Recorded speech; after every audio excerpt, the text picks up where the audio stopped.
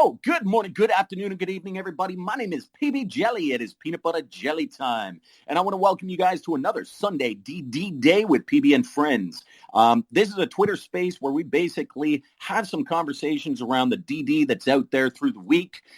We dig into it. We talk a little bit about facts versus fiction, or at least I do. And we answer your questions. So it's Q&A. Give you guys an opportunity to really dig deep into some of the questions that you have that just get missed on Twitter, right? We all have busy lives, so if you guys get a chance to ask the questions here, keep in mind, guys, that if you're sending me DMs, my DMs are open, so you guys don't have to worry about following me or me following you. Do as you please, but you can send me those questions via there. We will usually be a week or so behind on the questions, so keep in mind sometimes we'll be able to answer your question right away. Sometimes we'll have to wait till next week's schedule or the following weeks. I do want to update you guys, a little bit of info for those who are there. Number one, quick question. Cat Food, can you do me a favor and actually send me, or somebody send me a DM with how many people are listening right now? I like to gauge what it is at the beginning, what it is for the end. That way I can keep things more exciting for you guys. It's almost like it's a data analytics survey, really. But I do want to let you guys know, next week is a very, very, very, very special week on the DD space here. The reason why is we have a couple of absolutely amazing superstars of DD that we're going to be bringing in, and we're going to be hosting a panel. That panel is to discuss how to do proper DD, right? We see a lot of tinfoil hat theories out there. We see a lot of people who grab numbers and jump on them and think that they mean something and then spread it out. That's not the kind of DD I'm talking about. I'm talking about the superstars who actually dig deep, do their cross-referencing, background research. And so what I wanted to do is put together a panel so that you guys get an opportunity to ask some questions about how they deep dive. Where do they go to? What are the sites that they use? What are the fact checks that they process through? What's the process of how they want to find that DD? And then we can cover a couple of the theories, the main theories that they have. But so far, we've got Wolf of My Street seems to be coming. The Rock God, the Wooston himself is going to be there. We got Optimist Bob Ross. I think Sam's going to be there. Randall Cornett, Jackson Hunter, Bobsy Bobcat, True Demon, Short the Vix, TMI, the Masked Investor is going to be there with us as well. So it's a powerhouse lineup, guys. Make sure that you're asking those questions. There is a thread. Actually, what I'll do throughout the course of this is somebody else is asking the question, is I'm going to put that thread up onto the highlights here. Actually, you know what? Why don't I go ahead and do that right now? We've got time, guys. We've got a couple of hours here. Here we go. I'm going to put this up right here. There, right at the top. So if you guys can go ahead and reshare that out.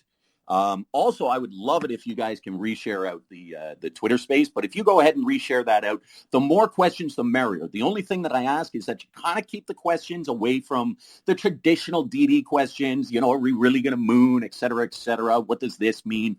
And more towards the idea of, you know, I really want to know how you do what you do and what makes your DD so good, right? That way, everybody in the community gets an opportunity to learn how the process works, and we can increase the standard of all of our DD and what we're looking for. So that's enough of the introductions, guys. I do want to cover one more thing before we rock it out, and that is the rules. So let me just pull these up here. I have a couple of rules for running these DD spaces because I like to keep them organized. I like to keep them fit. I like to give everybody an opportunity to speak, even though I've been speaking for 7 minutes. I apologize for that.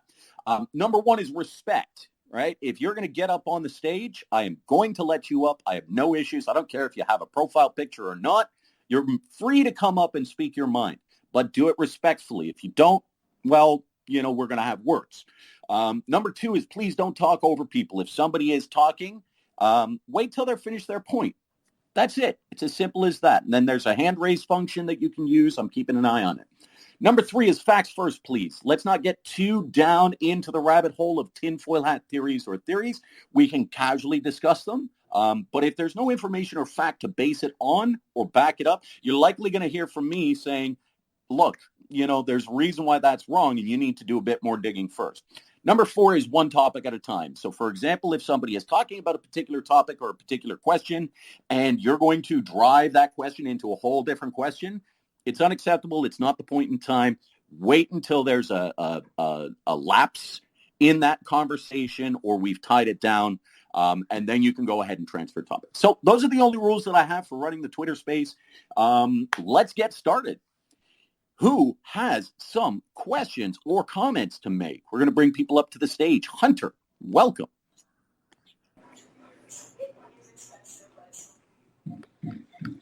Hunter, did you have a question? Oh, yes. I'm so sorry about that. My apologies. So, No worries, PB, buddy.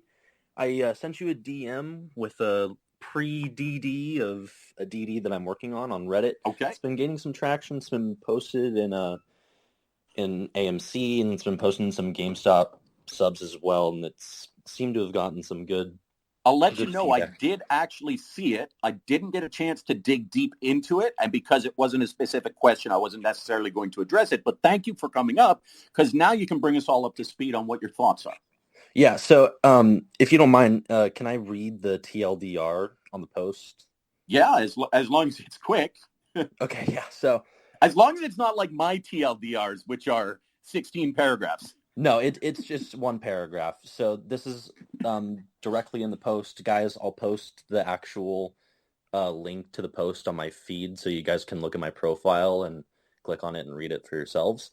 But I'll read the TLDR right here.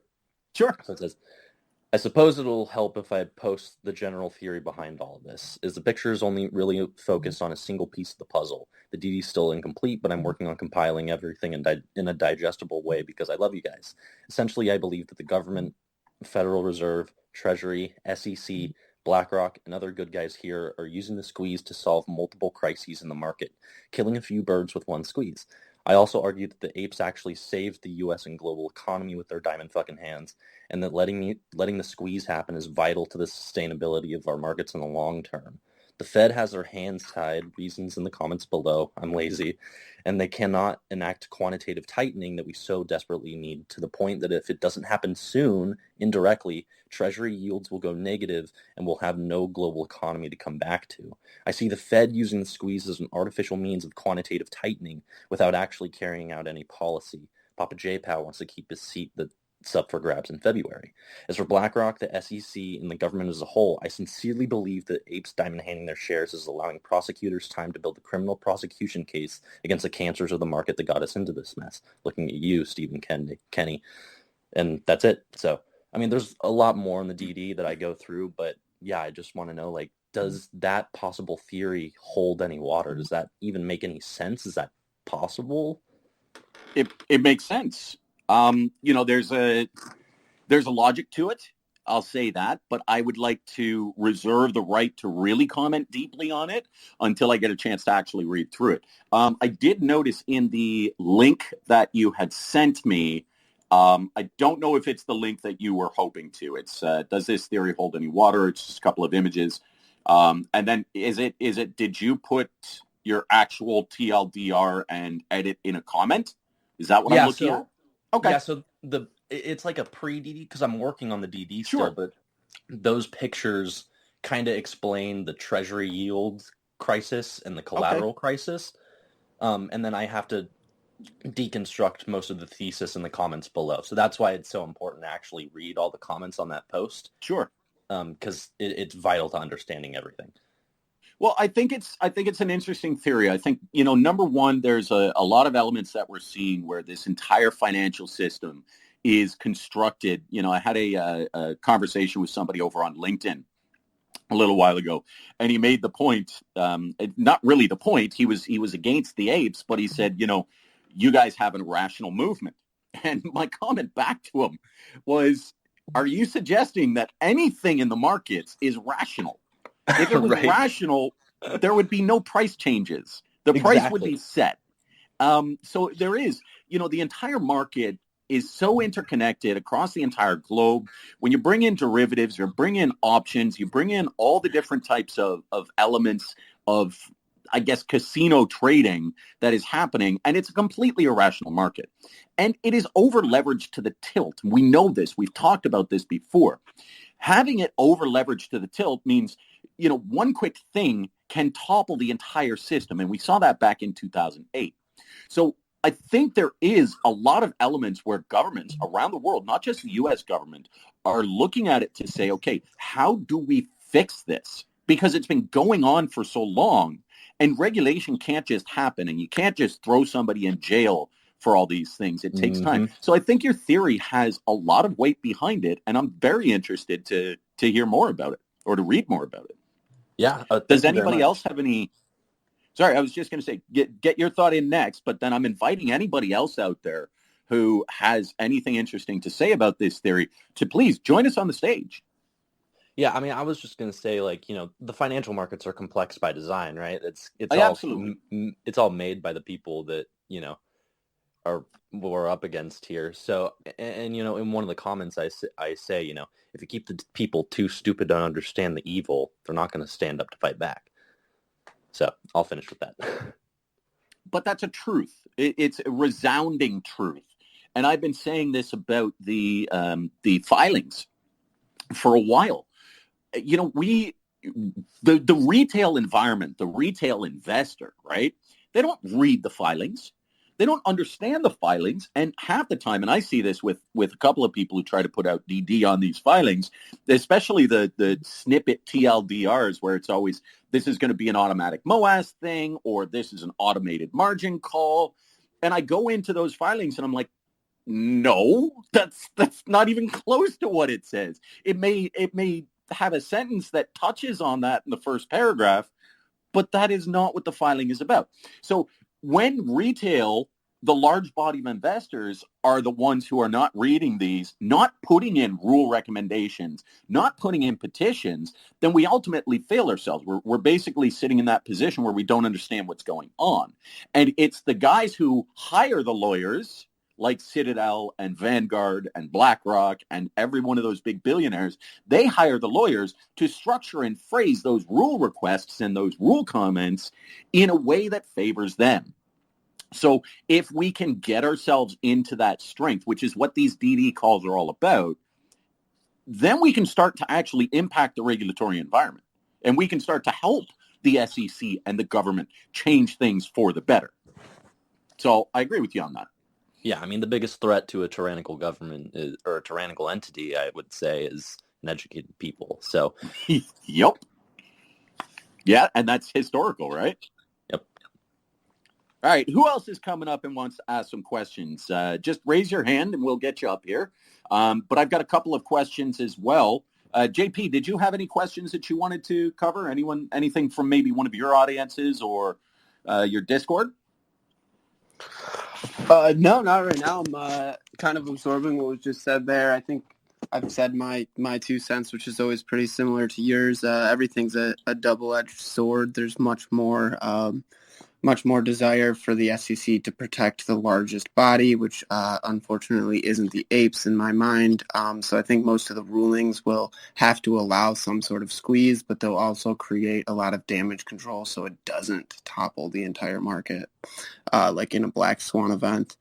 So I'm definitely on board with you there, Hunter. I think that it makes sense that they're definitely putting out all of these SEC rulings as quick as possible because they want to enforce a healthier market, but they also don't want to crush IRAs and retail's entire investments in the process. If that kind of makes sense. And I think that's actually a really important point to make. And the only thing that I'll sort of diverge on is the idea that the SEC wants to protect, the larger players. I just want everybody to understand this because from my perspective, there is a lot of talk around the community that, the SEC is out to get us and they're on the side of the big guy.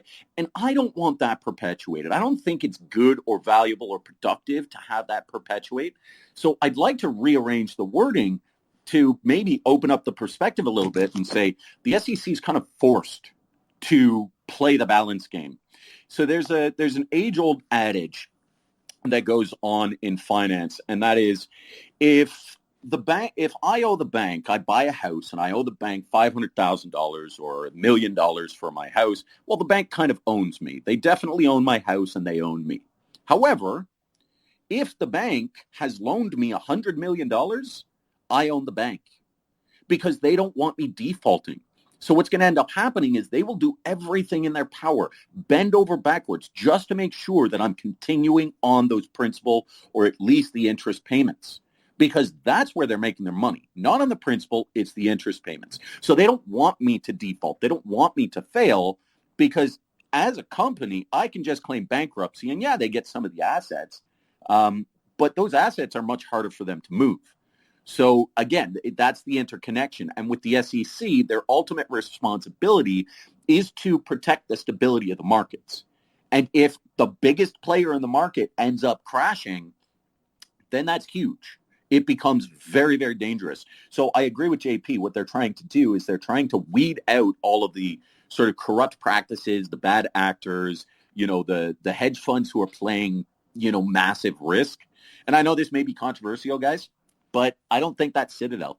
I think Citadel definitely has their hands in so many different pockets that it happens. But I also think that Citadel is large enough that while they do have, a lot of negative around them and they do a lot of shady stuff, they're not the ones who are going to fail because they keep a much tighter rein on their risk management. But that's just an opinion. Don't have much to back it up. But what I am looking forward to in a MOAS situation, or as a catalyst to a MOAS situation, is more for those little guys, the little hedge funds, to start crashing and crumbling. Because when they start crashing and crumbling, then it creates that domino effect. The Average Ape, welcome, my friend. Comments, thoughts? I was just thinking, actually, I called the other day on properties, looking at some houses, just to see how the bid paid. And I've had text messages for 3 days now saying, call me, text me. You're cutting in and out, Average. I got to get my headphones, sorry. Okay. Yeah, I was house shopping around too. I got the same thing. I think that's just retailers trying to get sales, honestly. If we're talking about the same thing. I got like at least 90 texts. I was like, wow, that was obnoxious. JP, is your mic off in the Twitter space? No, JP is talking. Is it on in the Twitter space, though? I mute it when I'm not talking, just so there's no overlap. Sorry, I haven't been able to hear anything that JP's been saying since. Oh, here's what I would suggest, because I know sometimes with technology this happens. Hunter, try and drop out and jump back in again. We'll bring you back up as speaker without a problem. But maybe if you reset your Twitter or something, that might help. And worst case scenario, if that doesn't help, then we'll ask JP to do the same. All right, gotcha. Sorry about that. No problem. Happens. So I got a question in the back end that I'm happy to cover. And again, I want to cover a couple of things. Okay, no problem, Average. We'll bring you back up when you're ready. Got a couple of these questions that I think we can cover. And I would encourage you guys, jump up on the stage. This is not a spot for me to, just express myself. I'd love to hear your theories and your counter theories as well. It's important that we collectively kind of come to these understandings. But there's a question. And he says, dark pool prices are at 3,500 to 8,000. Is this FUD or fact? I've wanted to address, and I've tried to address this on Twitter so many times. So now while I have you guys here, I'm going to tell you my thoughts on it, because it's a big one. It's always coming up. I think it's FUD. I think it's been created by clout chasers, or it's been created to drive our focus away. If you want to go into that theory, it's there to drive our focus away from the reality of the situation, what's important. So here's the analogy that I always throw out. Let's pretend that you guys need to go grocery shopping. All right. Everybody does. And we have all kinds of, stuff on our lists at the end of the week.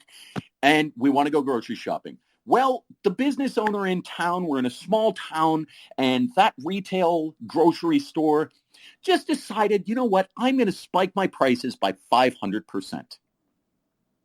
Now, there's a grocery store about 50 miles down the road. It means you've got to get gas, you've got to go travel, then you've got to come back. But their prices are 500% less than in your current grocery store. What are you going to do? Are you going to get your butt in the car, go drive 50 miles, or even if it's 100 miles, so that you're not paying $100 for a steak that costs 10, right? And this is the whole principle. I think where a lot of people think that theory holds water is on the fact that, oh, there's no shares available. We don't see that. There are always shares available on the lit market right now. We're trading hundreds of millions of shares per day. And in some cases, we went up to a billion at one point in time, I think. I might be getting my numbers wrong, but there are a lot of shares available to be traded. And I think that's day traders and swing traders and other people jumping in and out of the markets. So it really positions that you don't need a dark pool to get those shares for these large institutional short sellers. The other factor that comes into play in my mind is this. They haven't been forced to cover, right? So if the shares are trading in the dark pool and there isn't a specific incentive for them to go and get the shares there versus the lit market because they absolutely have to cover, then there's no financial incentive. And they're not going to pay 500% more. That would kill their entire business unless they're in a position of forced liquidation.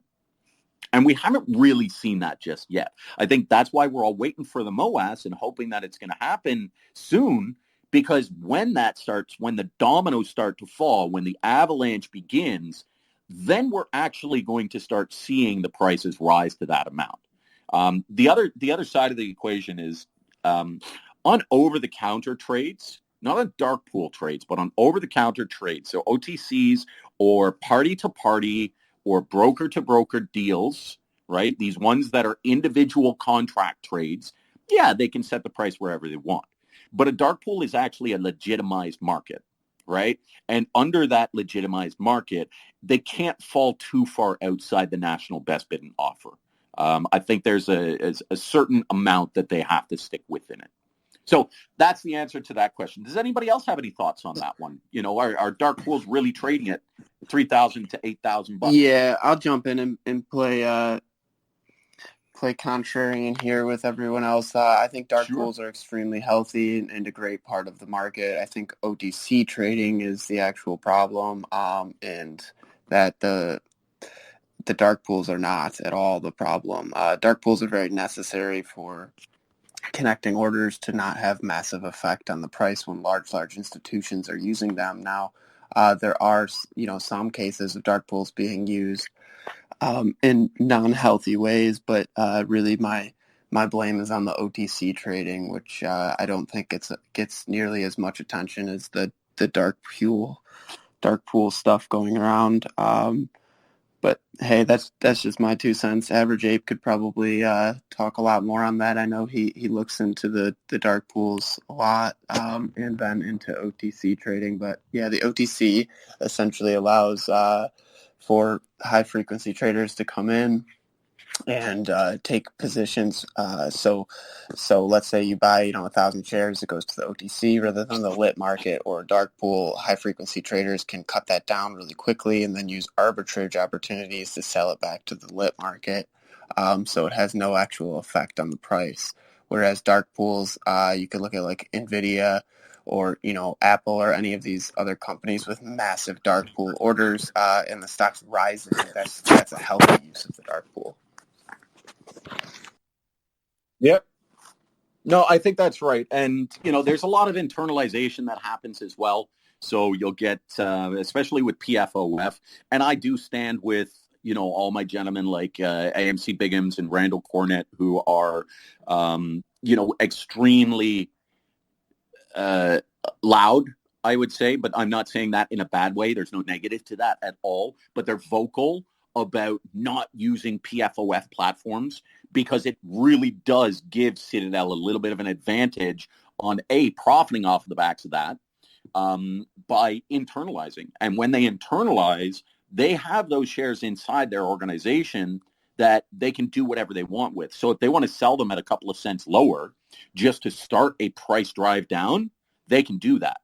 One of the big theories that I have is that, we're looking for a MOAS to be created from an avalanche effect, right? It's that let's get a couple of small hedge funds to crumble, and then they're going to cause bigger ones to have that pressure. And if they're over leveraged to any state, then they're going to get margin called. That's going to create more buying pressure, and it's going to create a lot more risk pressure on all the ones further up the chain. So that's what I say is the avalanche effect. The thing is, we know that. We're smart enough to understand that. But guess what? The hedge funds are smart enough to understand that as well, and they do the same thing. DPS, I'll get to you in just a second, Muddy. Thank you so much for coming up, by the way. So the hedge funds do exactly the same thing. They're looking to create that psychological anti-MOAS impact or that psychological selling pressure on the market. So what they can do is they can flush out a whole bunch of their internalized shares for a little bit of a lower price, or they can go and borrow shares and short sell to just start those little rocks of crumbling. And then once you start to see that red, well, guess what happens? Now you've got a bunch of short sellers or a bunch of day traders that are out there, or a bunch of other people that see that and start saying, okay, it's about to go down, time to get my short on. Or, hey, it's about to go down, I'm scared, time to sell. And then I'll pick it up on the dip. And so everything works both ways. We have to understand that. So I think that they do also do things like that in order to grab our shares that have come onto market, or the shares that are out there, and then sell it at a little bit of a lower price just to start trading the impact. In fact, I tweeted a little while ago, it was Review Guy. And the Review Guy had a very interesting video where he talked about it in the context of housing prices. If somebody comes into your neighborhood and your house is worth $600,000 and they go and buy it at a house down the road at $250,000 and they super lowball the price, well, guess what happens? Now the entire community is valued a little bit differently, because that's how valuing houses work. It's what's the price value, the sales value that we got from the last houses. And the same thing works in the stock market. Anyway, I'll shut up now. DPS, welcome to the party, my man. Thanks for bringing me up and giving me a chance to speak. I really appreciate it. Dude, you're always welcome. Everybody is always welcome to come up. And there's no question that's a dumb question, by the way, everybody. If you have a question, ask it. Go ahead, Jake. Or DPS, sorry, and then thanks. Jake. And yeah, I actually have a statement, not a question. Sure. And please correct me if I'm wrong about any of this. And I just showed up, so if this has already been discussed, you can tell me to shut up or tell me I'm wrong or whatever. I would never do such a thing, man. Okay. Go for it. So I was in a space with Kringle last night, and this is directly related to what you're talking about now. And my understanding is that so we're talking like with respect to payment for order flow, my understanding of market makers is that they have an actual obligation to issue you a sort of IOU when you go to them to purchase a share. And when that occurs, it's essentially causing market dilution, which has inherent price suppression. So there's those debt obligations that are occurring are actually diluting the market as well. I don't know if that has been discussed or if that's accurate, but that's my understanding. I think it's accurate. Absolutely. I've got a lot of respect for Kringle and what he talks about, and I actually did read and retweet his post on that, I believe.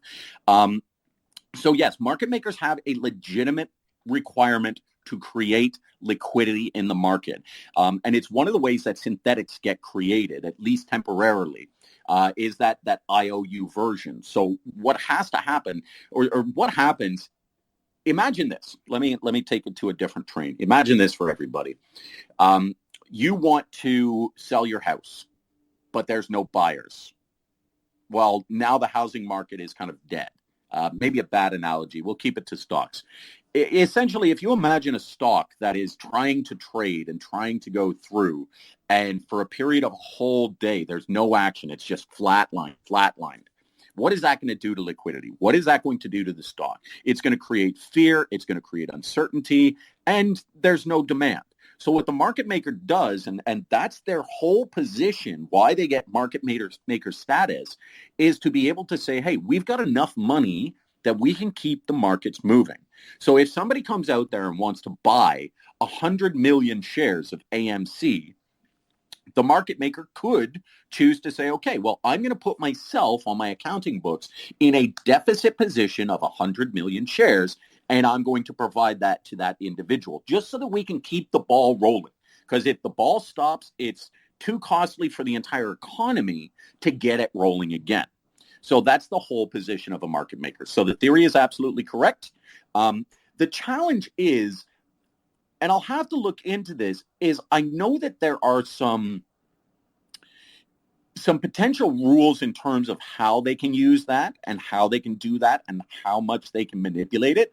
But the problem is, like, it's what's referred to as a bona fide market making activity versus a price manipulation activity. And I think in some cases, because it's such a gray area, there may be a lot of kind of manipulative use of that market making activity. And because of the reporting structure that's required, right now it's just net reporting, but that is subject to change with FINRA 21-19 or 41-19, I think it is. Hopefully those reporting structures where they can actually see a little bit more granular data on these types of transactions, then it'll give the SEC the teeth that they need, or at least the information and data that they need to stop those negative practices. So yeah, to your point, it is true. It does happen. There is an IOU system in place because market makers essentially have to keep the market rolling. Great question, DPS. Great comment, and thank you for bringing that up. I think everybody can learn from that. Yeah, just stem on that real quick. Oh, go ahead, JP. Well, I apologize. Let me stem on that real quick. Essentially, there we go again, essentially. But no, the market makers, they get different statuses than the rest, like hedge funds. But the reason is, they have so much money that they're good for it, the gray area.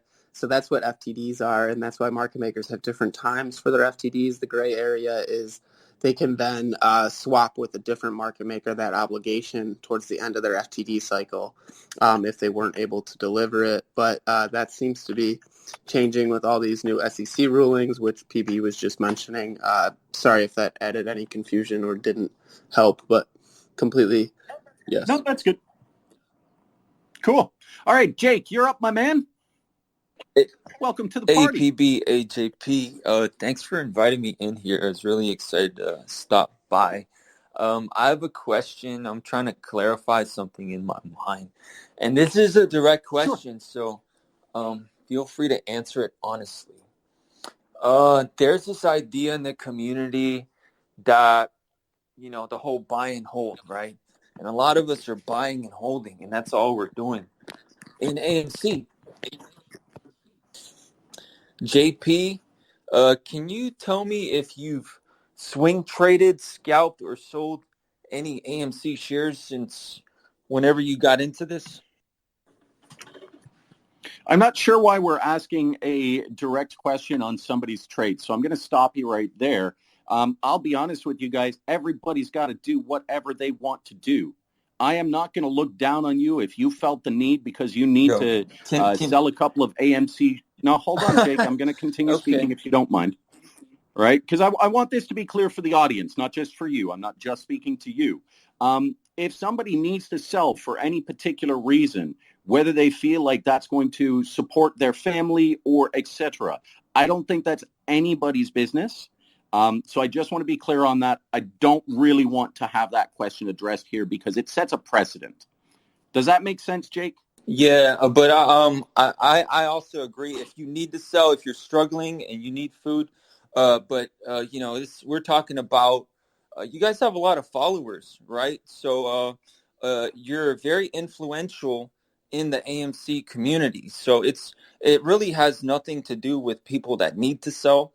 So if you can't answer, just say, I'm not going to answer that question. But I just want to clarify that and dispel the idea in my own mind. Sure. If JP wants to answer that question, that's fine. But I do not want that type of question coming up. Sure. Here. I don't think it's appropriate. I think at the end of the day, look, everybody has their own decisions that they have to make, period. We are not fighting against each other here. We are battling the hedge funds. We are battling the people who have manipulated the market so significantly that it's there. In terms of buying and holding, I think it's an appropriate way to handle things. But I also don't think that that is the only thing that's going to win it for us. I think we need to leverage all the tools at our disposal, from the regulations to finding out and understanding what's going on behind the scenes of the market, how everything is interconnected with other stocks. So I think we just need to broaden our minds. But go ahead, JP, if you want to answer that. So I'm just going to respect PB's rules here for the chat. But yeah, if you wanted to ask me that any other time, or I'll make a tweet about it. But no, I have not sold any shares of AMC since I bought them. But again, do whatever you want to do. Sell whenever you want to sell. I'll never tell someone that not to do. It's your money. Do whatever you want. But again, respecting PB, let's just jump right away from this into the next question. I also don't think it speaks to your value set in AMC. I think at the end of the day, what you see and how you see the MOAS happening is an individual choice, an individual decision. So I want to respect people on that. Does that make sense to you, Jake? Yeah, is that and okay? can I just make a final point? I'll jump down to the listener. Of course. I agree with everything you guys said. It's just that I don't agree with the idea of making money off of apes who are just buying and holding. That also have a lot of money in this. So swing trading, scalping, taking profits along the way while people are just buying and holding is really like not okay. I get it's it. like using the community to make money off of the community. It's the public that swooped in to save AMC. So that's my final point. And the question was not answered. And but anyway, I appreciate you. It was not. I appreciate you guys. All right. and I am comfortable with it not being answered. I think not answering at the end of the day said a lot about the answer. So thanks. It's just a simple question. It was just a simple question, though. No, Jake, it wasn't a simple question. I'm going to stop you there. It was not a simple question. It was directed to capture somebody. No, it wasn't. It was a trapped because question. I want to dispel FUD. I want to dispel FUD, and Jake, it wasn't. It was a trapped question. It was balanced from a certain perspective that you have, and I appreciate your perspective. However, I made a specific point as to why I don't want that kind of questioning happening in my DD calls, and I'm going to ask that you respect that. So I thank you very much for coming up, but that's not the way that I want to run it. If you want to do it in a different DD call or a different call, I'm happy to let you do so. JP runs his own calls as well from time to time. But I want to keep this focused on some of the DD that's out there. So I hope that makes sense, and I hope everybody understands where I'm coming from. But that level of question is just, it's not necessary. I think somebody's conviction in AMC, yes, it speaks from their actions, but it also speaks as to how they support the community too. So I want to leave it at that. Okay, DPS, you've had your hand up for a little bit. Go ahead. Yeah, I just as long as it's not on the previous topic. Okay, yeah. I wanted to comment on the previous topic, so I'll just mute and let someone else speak. Yeah, let's shift away from it. And we've got a couple of other speakers come up. Ray, Cam, by all means. Hi, Who wants to go first? I don't mind going first. I only raised my hand because of the subject matter that was previously raised. And I just wanted to echo what you had to say about that, PB. It really, your portfolio is your business. Part of the reason that everybody is so batshit incensed about what happened in January is they removed the buy button, effectively telling the rest of us how to spend our money. And whether it's top down, side to side, or bottom up, you don't have the right to tell an individual how to spend their money, provided they're doing the job legally and ethically. And, if you want to have a very narrow and rigid construction of what moral spending of your money is, I think that this is kind of the wrong movement. We're looking at a situation where there's flagrant manipulation in the market, and that flagrant manipulation is not happening at a retail purchasers. So, whether you want to scalp or swing or CC or however you want to approach your trading strategy, that literally is your business, especially if it's becoming a profitable enterprise for you to expand your AMC, GME, BB position. Yeah. And I get people with the opposite belief who believe that, if everybody is not running together and doing the exact same thing in the exact same way based on my specific prescribed belief on how this should work, on how a MOAS happens, it's not allowing the understanding that, there's so much more in the environment that's happening, and we need to keep our focus on where it is. Right. The reason why I shut it down is because I don't want it to become a witch hunt. We've seen these over and over and over again. We've had the witch hunts over somebody using super chats to earn money. And I think that's it. There are ridiculous theories out there that, that dollar should be spent instead of on a super chat, should be spent on buying AMC, and that's what it's going to be. And I get that. And I think the arguments for it are appropriate. Here's the problem. When we start to prescribe to other people what they can and cannot do, and when we start to create witch hunts around, this person is not a true ape or that person is not a true ape, we're doing A, the movement a disservice. We are doing B, the person a disservice. Worse, we're doing ourselves a disservice, because at the end of the day, you cannot force somebody to do something. If you try to lead a horse to water, great, but you can't make them drink. It's the age-old adage. So if you can comfortably and calmly come up and put it out there in your own words that, look, I truly believe that the only way we're going to achieve success in this is by doing prescribed step A and prescribed step B. Buy and hold. Never sell, never falter, never waver. Then great, say that. But if you start to try and witch hunt people who don't hold the same values or the same theories, then you're just creating, damaging atmosphere around the community. And I don't think I've ever heard anybody who has a following in the AMC community suggesting that people sell, or suggesting that people swing trade, or suggesting that people day trade AMC. So until they do that, I don't think we can necessarily call it out. DPS, go ahead, because I know we've jumped down the rabbit hole here. Yeah, and respect what the people want. I will ask a question that is totally unrelated to the topic that was just discussed.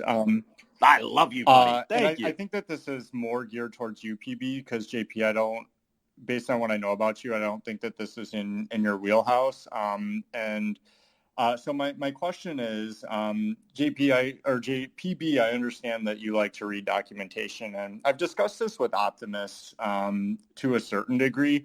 I'm wondering what your opinions, if any, that you may have on the topic of the transition from LIBOR into SOFR, and I think it's either the phase 3 or phase 4 implementation of collateralized debt obligations going into effect on, I believe, January 1st, and their potential implications for global market movement?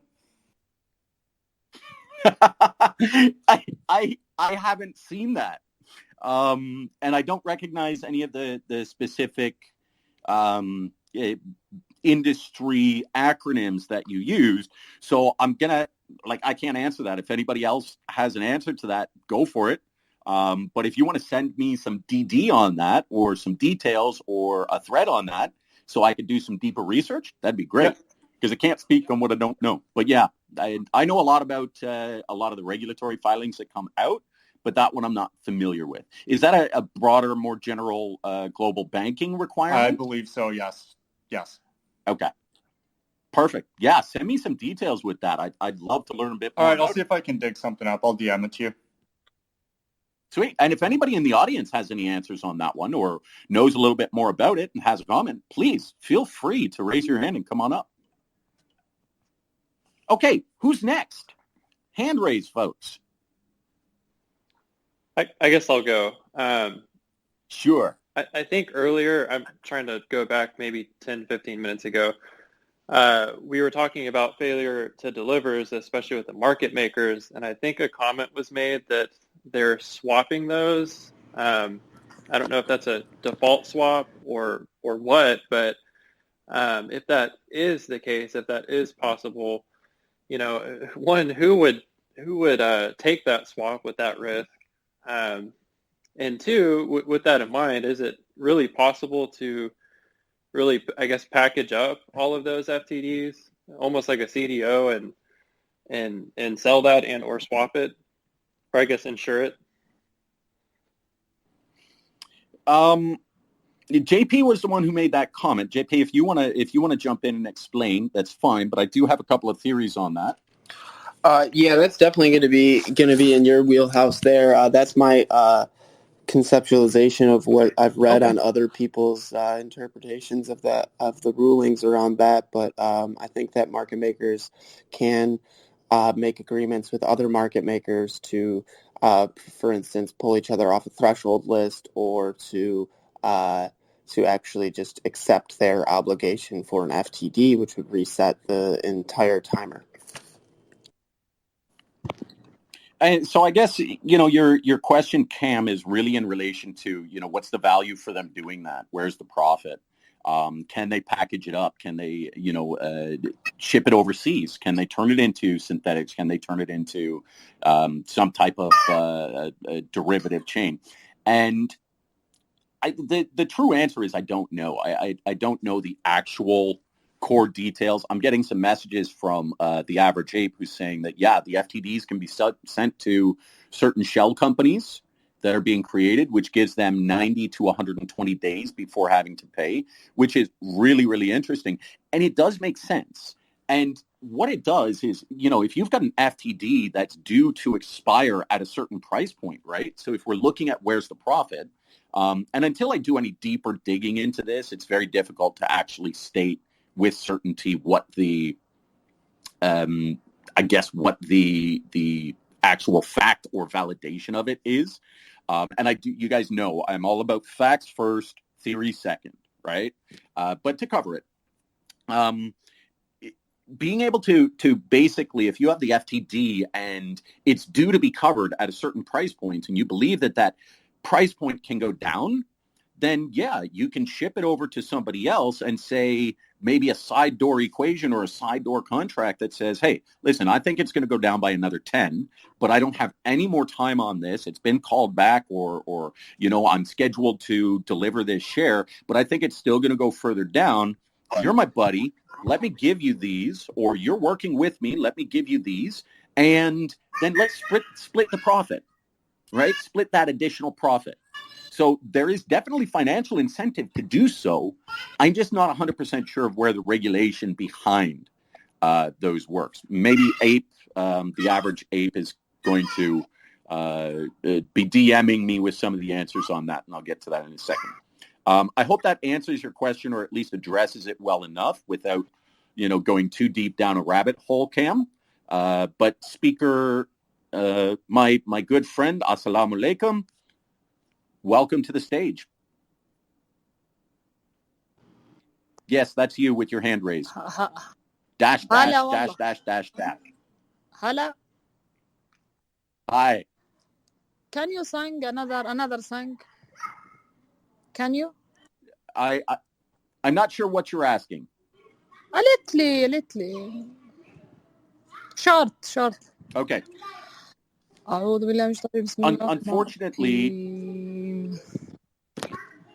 Unfortunately, most of us here do not speak Arabic or any of the Arabic languages. Arabic, no problem. Arabic, translation. Yeah, it has to be English. So if you can find a translator to come up and ask your question, by all means, I'm more than happy to bring you back up. But yeah, unfortunately, I don't have the resources available to do any translations. So we'll have to stick with that. Who's next? And if not, I'm going to go to some of the questions that have popped up. What's happening, guys? Hey, Pete. Welcome, buddy. How are you? What's happening? Everybody's good. Nice Sunday. Get a little deep there. Quick question, PB. Sure. That TCC piece of information that came out at the end of last week. Which one? Let me. I had it pulled up. Let me just get to that screen real quick. Are you talking about 2021-11? No. FICC 007? No, it just says DTCC, Important Notice Fixed Income Clearing Corporation. And yeah. You know what I'm talking about? Yeah, so that's I believe in relation to the FICC 007. And I did give it a read over today. The subject for the amendment is, or the subject for it is, remove the early unwind intraday charge and change the treatment of short-term treasuries and make some other changes. It's really about the repo market and the reverse repo market. So if you want to dig into it, it's an interesting read. But really what was happening, from my understanding, is that some companies were actually taking advantage of closing out their sort of repo or reverse repo positions and trading it in for cash. And then what was ending up happening is they've kind of closed it out, so they no longer have that collateral. They've covered it back or what have you. This is just my brief understanding. I could be wrong, so please take it with a grain of salt and do some reading yourself. And then when that 12 o'clock sort of intraday margin check was happening on who's got those collaterals and who's got the securities, it was actually messing up that equation. So they were kind of getting away with being under-margined for a period of time. And so the FICC is closing up that little bit of a loophole. Right. So, the long story short of what I... Say that again? No, so how I'm reading it, and from what I'm understanding is, right, like we've been seeing this reverse repo market, I don't want to say taken advantage of, but I mean, the numbers are just continuing to climb. Like we've gone from 500 million to $1 trillion in the last month that we see. It's just crazy numbers, right? And it's almost like they're trying to put a stop to that. I don't know the effects on how that applies to... JP, can you go ahead and mute yourself for a sec?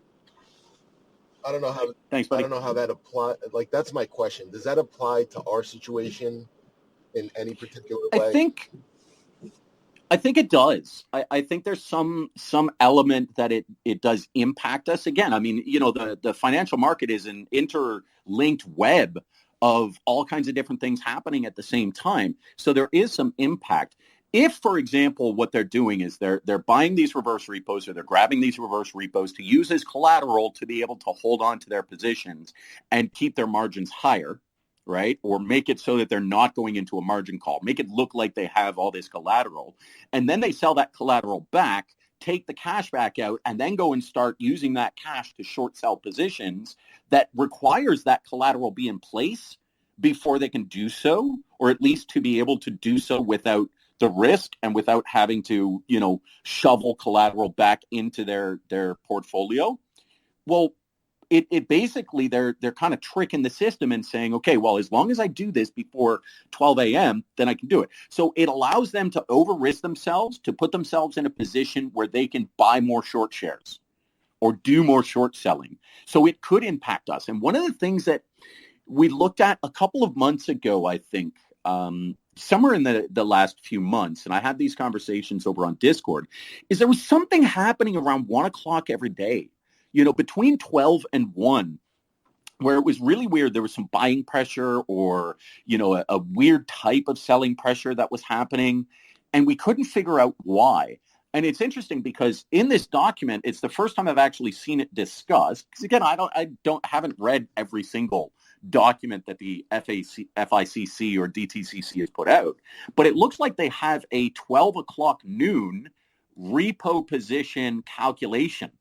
So they calculate the intraday funds deposit requirements at around that time. So here's what they actually say. The second cash substitution situation occurred when a clearing agent bank unwound the cash lending side of a repo transaction, and it was at approximately 7:30 a.m.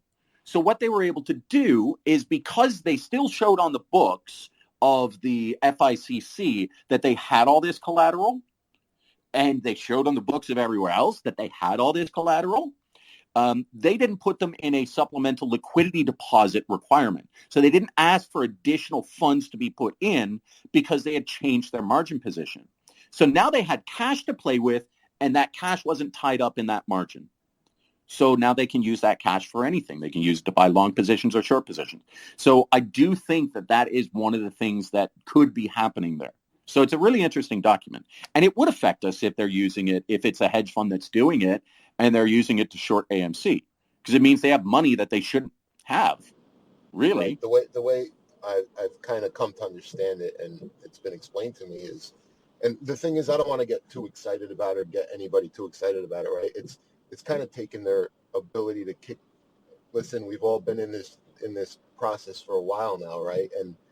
And we understand that they're able to kick the can down the road. And from how it was put to me, this kind of takes away the ability to kick the can down the road. And I want to get excited, but I've been here long enough to know that I kind of just take everything with a grain of salt, right? And so I'm looking forward to how that plays out. I just wanted to bring that up, ask you about it. No, good bring up. Thank you for bringing it up. That's what these calls are all about. We can kind of explore the things that came out this week that we want to, kind of handle and get some eyes and ears on. I think there's a lot of things happening in the markets like that, where they're really trying to stop the activities of, we saw it with the rehypothecation of DTC 005. We've seen it across the board with a number of things. The new IM margin requirements through the UMR are happening. All of these are designed to say, look, you guys are playing fast and loose with the global economy. You need to cut it out.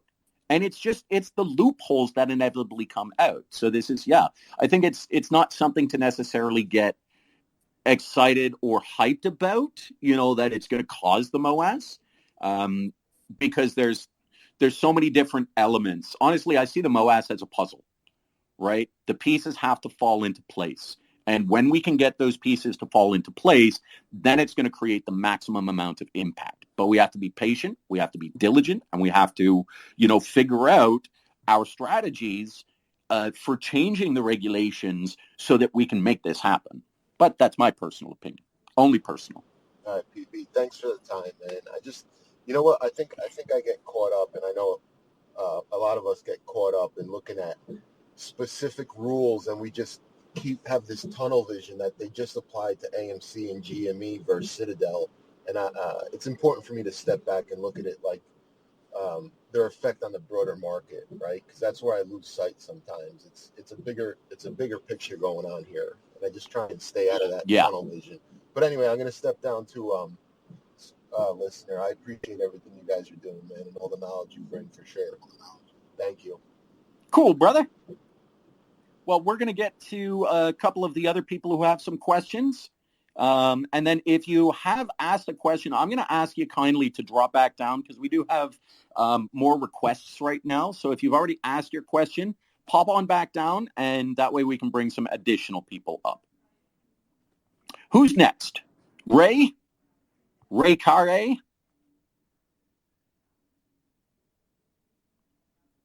Okay, I'm going to go ahead and drop you down. Come on back up when you do get back to the table. And then we've got a couple of other people. Brian C., welcome to the party. Do you have a question? Perfect. How is everyone today? That's a good question. I like that question, man. I'm good. That's my question, bro. I just got out of church. I'm just joining the spot. Just how are you today?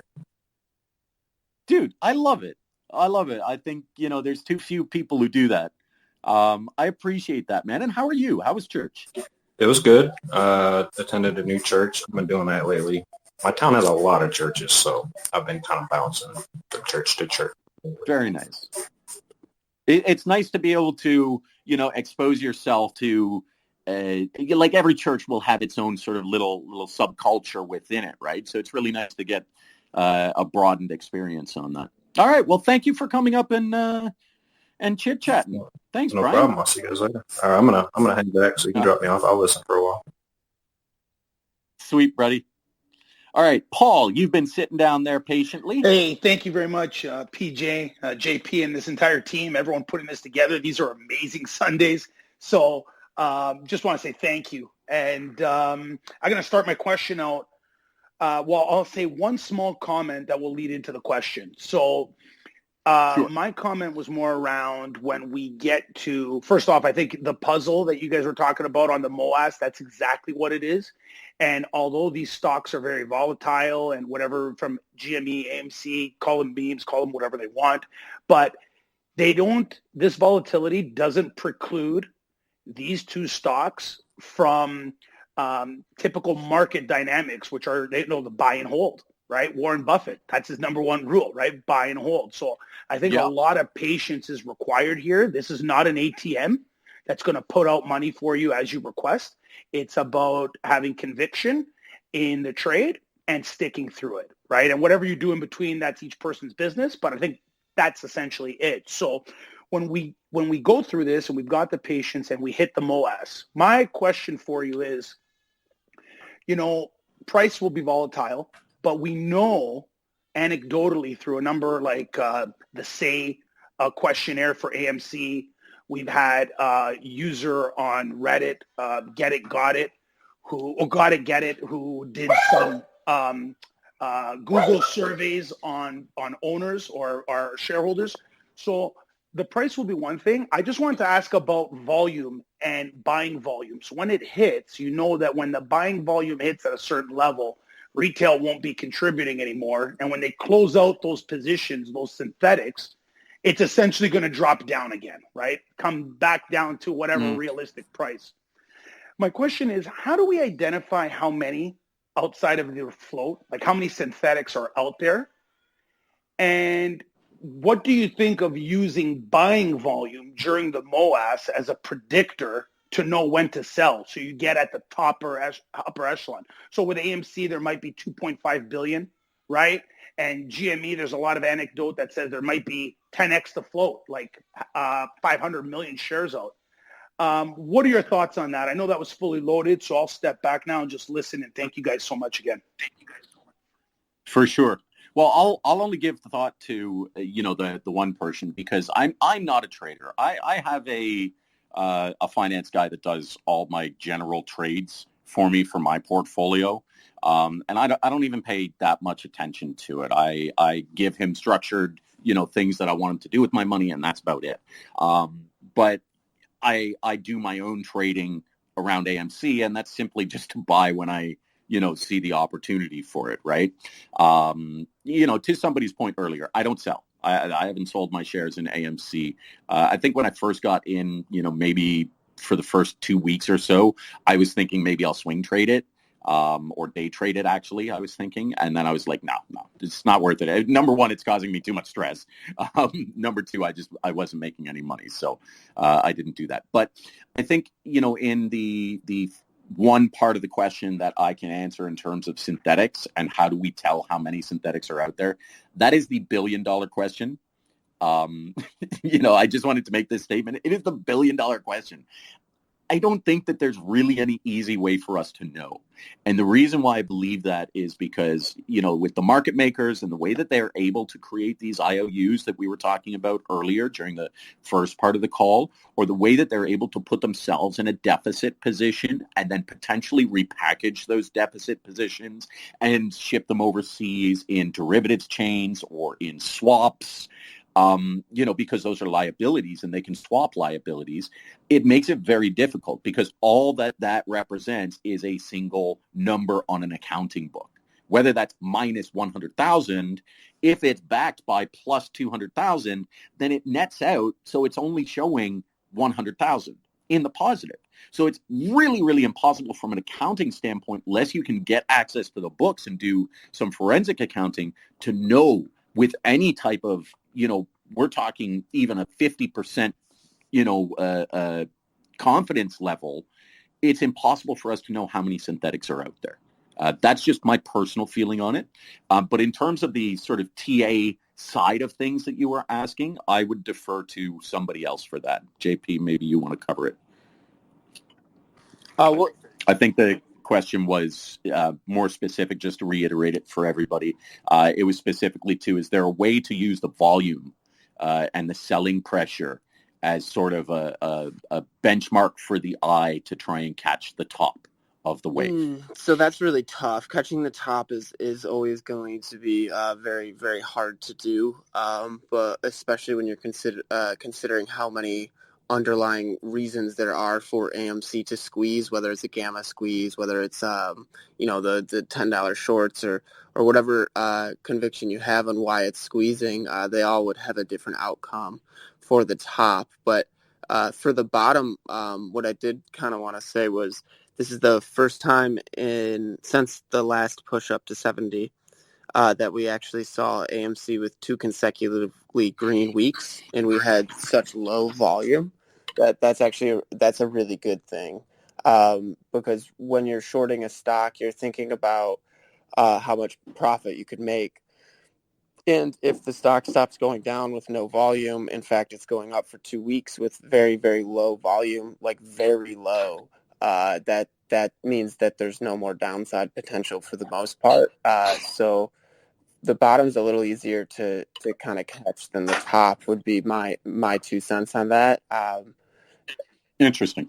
But yeah, there's no real way to ever get, if anyone could know for certain, they would be just absolutely a billionaire, and they would not be in this space call. So my take on that, though, is it's going to move cyclically as it moves up, but it'll blast up. So it will be hard to gauge the very top, because if you remember our run to 70, it wasn't just a straight shot to 70. There were some down waves, They just happened really quick, and then they got bought back even faster. And then when we ran to 24, unfortunately, we didn't ever see the potential of that one because the buy button was taken away on almost every single brokerage. So the top's always going to be much harder to catch than the bottom. Okay, so JP, I'm gonna cut you short just because I was rambling. I think your I'm point sorry. came You're across. right. Yeah, that's okay. That's okay. I just want to keep things rolling. But yeah, absolutely. So I think it's going to be very, very difficult. Paul, thank you for bringing that up. I believe it was you, Paul, right? Give me 100 if it was you. Or did I lose the person who brought it up? Yeah, there we go. So it was Paul. Thank you for bringing that up. I really appreciate it. If you find any further information, or if anybody finds any further information on sort of theories around how to use the volume to time the top, please, by all means, share it with us. Share it with me. But I think it's, to JP's early points on it, if somebody had the ability to do that, they would be a billionaire already. So, maybe trade secrets that are out there, but not freely shared. Okay. Wade, I think you've been waiting for a little bit as well. What are your thoughts, my friend? PBJ, how you doing, my friend? Brother, I'm doing good. How are you? Oh, I'm down here. Is this Rialto? This is Rialto. That's correct. Rialto! Good to see you, brother. You too. I'm down here in Tampa, Florida right now. I just have to take a little vacation to get away from everything. But I want to hit on 2 points, and then I'm going to make one statement. Now, if you want to call it tinfoil hat, that's one of those cliches that I don't really care for, but that's just my opinion. All right. Number one is... I'm always straight with you, brother. Thank you, baby. Okay. Number one is that synthetic shares. This has come up several times. How do we know that how many shares are out there? Well, here's one thing. You don't and you can't. Now, the question was that can they destroy the synthetic shares? Well, they don't want to, because think about it. They owe a bank for all of these calls, these shares, synthetic shares mostly and mainly. If I destroy them and I can't produce documents, and the bank says, hey, you owe us for 10,000, example. This is not true. This is only just saying. 10,000 shares, and you go, no, I didn't have that. I only had 1,000. Well, where's the proof at? Well, I don't have it. Where's it at? Well, it's somehow the dog ate it. Well, cool. Guess what? The dog ate your numbers also. So guess what? You owe me probably 40,000 shares. Now, you say, will that happen? Remember, this is a dog-eat-dog world right now, so they won't lose those shares. They got to pay them back. So don't worry about those synthetic shares. They have to be produced and be covered. That's one. Two is that a while ago I was trying to get on board, but I had phone problems. And guys, be mindful.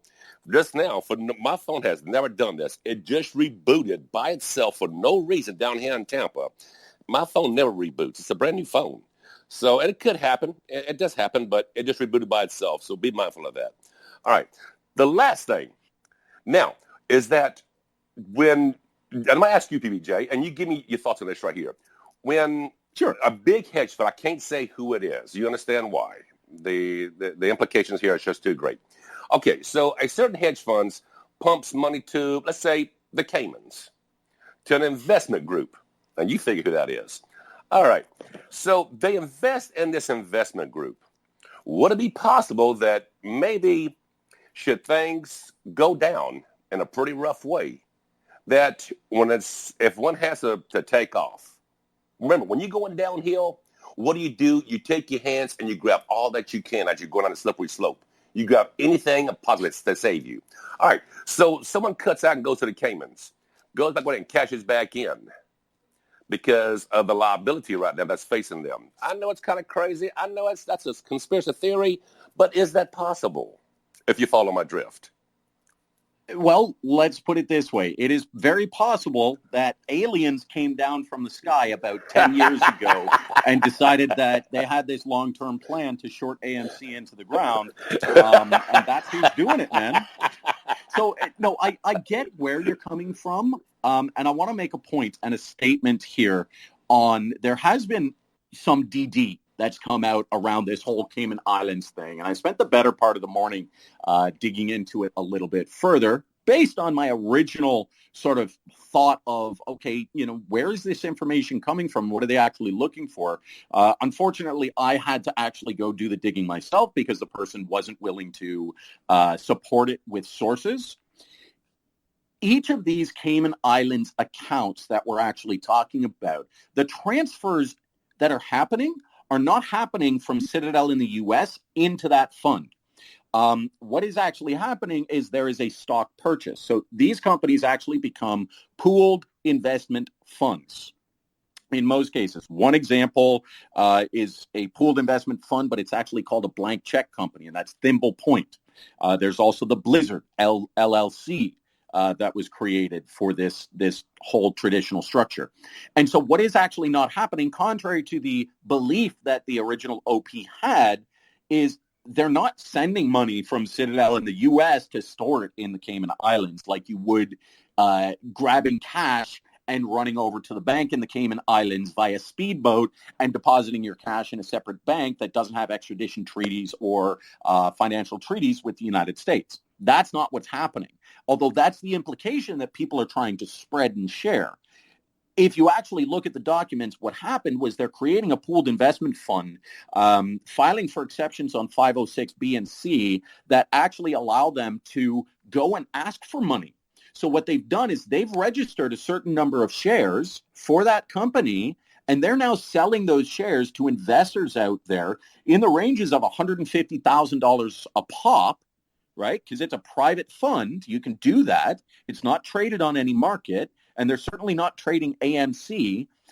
But that becomes a fund where all that money is in there, and that fund then chooses what trading happens. Now, why it's in the Caymans is a big question.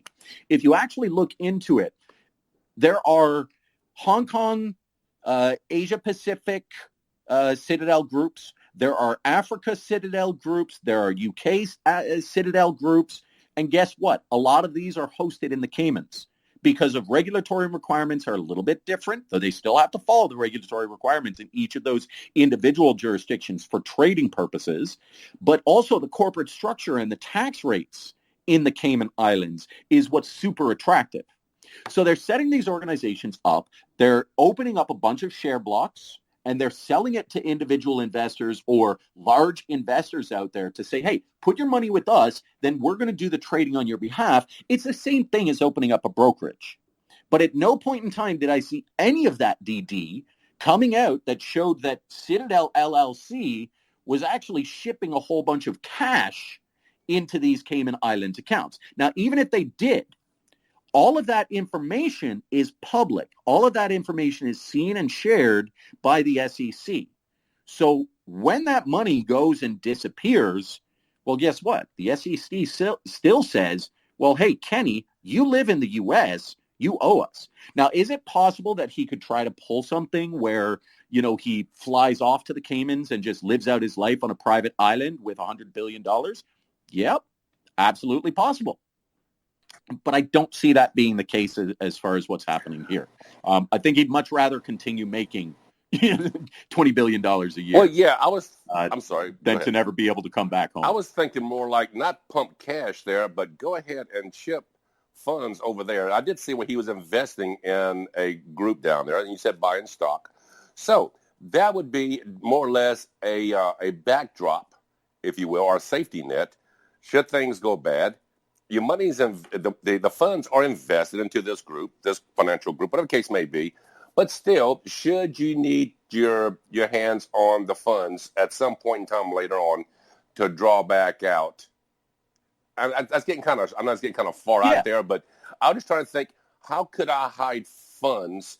And that'd be, I don't want to call it in other terms. I'm gonna leave it at that. Put money in. Well, call it a tax shelter too, right? Because that's primarily the purpose of it. Sure, we can call it. I was thinking something else, but okay. But anyway, so you put money into a fund, you leave it there. Should things get bad, whatever it may happen, then all of a sudden, you know what? Hey, I got to have some fun. So I skip over, and you know what? Hey, I spent a great time. I've made money here. I'm gonna go ahead and withdraw, my investment now. And listen, thanks a whole lot. But I'm like you also. He won't stop there because it's now in his blood. He's tasted it. He loves it. The life that he wants and lives will not stop right now, by no means. So go ahead. And I think you're absolutely right. If the SEC started coming down and he gets wind, and he probably has some SEC employees on the payroll, it's. I mean, if we believe in the idea that he's a criminal mastermind, which I'm not averse to that idea, I'll be honest with you. There's a lot of things that he's probably doing that are shady and manipulative and under the table, not above board. And maybe one of the ways is that he is going to be able to access all of those shares from, the Cayman Islands or all that cash. Could I just add while you're having this conversation that, obviously it's a rabbit hole, right? Well, no, I'm just sort of, I think everybody's aware, but we're obviously talking about a certain individual that we've all got a certain awareness of, and certain funds have been transferred. But there are other much bigger entities in terms of how much they've got in short positions for AMC. So we could just probably blanket statement say that they're basically all doing the same thing. And then I'll just kind of throw that into the conversation because I don't think it's specifically just this particular individual. I think they're all probably doing exactly the same things in varied, from different angles to different sources, blah, blah, blah.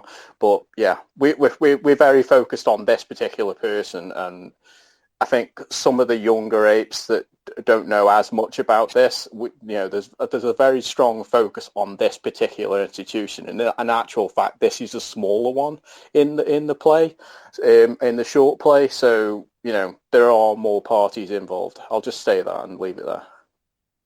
No, I think that's a very good point. Is, if we start to get hyper-focused on only one institution, guess what? It makes our job much more difficult. So we're going to leave it there because we did spend a good amount of time on that particular topic. Rialto, thank you so much.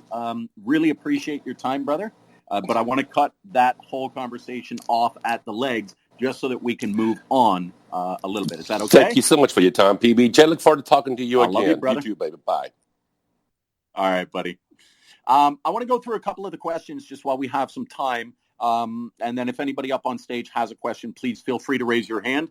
But I want to go through some of the questions that we got from last week in DDs. And if you guys still have questions that you want answered, fire them out to me in the DMs, and we will likely be able to get to it by next week or the following week, actually, because next week is our special call, special panel. So let's see. Let's pick a good one here. Norm Roginski, we'll do a really quick one. Can the hedgies file for bankruptcy? Absolutely. But that doesn't mean that they can hide any of their positions. So if they file for bankruptcy, it just means Chapter 11. They have an opportunity. They first off have to pay off all their liabilities. So if they hold short positions, those are liabilities, which means even in that bankruptcy, all their other assets, including their long positions, would have to be sold off, and then the money or the capital raised used to pay off all their liabilities. It's as simple as that. Then their shareholders get the rest. So that was a good question. And we've got, let's see. We covered one from MAGA Chad before, which was I've seen screenshots and theories that the shares traded in the back end are a higher value. That was in relation to the dark pool prices at, exponential rates higher than what we see on the lit market. It's not really possible. It's not really feasible. It doesn't make any sense from a profit perspective, and it certainly doesn't make sense from the way the markets work perspective. I like this. Cellulose had a question last week. As a bunch of smaller hedge funds go belly up, we will see some squeeze movement? Is there a way to tell that there will be more to come? We've seen the difficulty of public transparency in the numbers, how we know if we have room left to squeeze. Are we waiting for a massive player to be taken down, a massive figure of some kind? And it's a very interesting question because, again, it relates to exactly what was said in there. The difficulty is in public transparency of the information. We don't get access to the information by purpose and by design until a couple of weeks later. Right? So if the shorts are covering, we don't know, and we won't know how many shorts have covered, when they've covered, or if they've fully covered or just kind of closed up to meet their margin requirements, right? So it's very, very difficult. I just want to state that it's very difficult to know how much room we have left to squeeze, which is why it's important for you guys to look at it and say, okay, what is my exit strategy? Do your DD, join in these calls, and understand where do you think it's going to go? What are the elements that you need to add into your equation to say, look, my exit strategy is it's 100K, or my exit strategy is 5,000, or my exit strategy is 20,000. And then, make that decision and say, okay, I'm going to look at it from that. But if you do subscribe to the belief that there's billions of synthetics on the market, once a small hedge fund starts to crumble, all their synthetic positions have to be closed up as well. Then it's going to cause leverage and price increase that's going to force pressure on more to sell. So you've got to look at it from how many do I want to crumble before I'm ready to get out. Simple as that. So I'm going to cover those questions now, and let's go back. Seeing Potency, you had You've spoken a couple of times. Let me just double check. Cam's back up here. Paul's still up here. DPS just came up. So Potency, go ahead. You can rock with yours. Yeah. Then we're going to get I Cam, only, and then we'll get to DPS. Sorry, I only spoke in response to that guy's thing about institutions. Correct. But have you seen, I was just wondering maybe what JP Merck's view of the cycle that keeps happening on the AMC charts. In regards to that guy Astro, he's got loads of videos, and you can literally just see the pattern repeating again and again on the 6 monthly, the 3 monthly, the week, the day, the on the micro. It just keeps doing the same movement over and over again. And my theory, just throwing it out there, it probably sounds total tinfoil hat, but I don't mind that. That's the only way you get proper answers is by throwing everything out there. Is that the price is actually a lot higher, and the only reason that this thing keeps on doing the same pattern is because it's basically they're trying as much as possible to press this thing down, but it's always trying to climb upwards towards where the actual price is. And yeah, the pattern, it's freaky. It's weird. I actually feel like that guy who sees the number 23 everywhere. It's weird, but you can see it on every single chart, the same pattern playing out over and over again. And we obviously know where the pattern goes. So I was just wondering what you guys think, if you think it's nuts or, yeah. Yeah, so it's a combination of a few things, but I've been saying this kind of since I started tweeting, is I chart with Elliott wave theory. Stocks move through waves of different degrees, but they're the same structure within each degree. What's interesting with AMC, GameStop, BlackBerry, all of these squeeze plays is that they're flying through 10-year degrees in the matter of like 6 months. So that's why you're getting these major moves followed by these major corrections. And then to stem into why it seems like they're the same pattern, that's because traders will use similar trading theses to sell or to buy.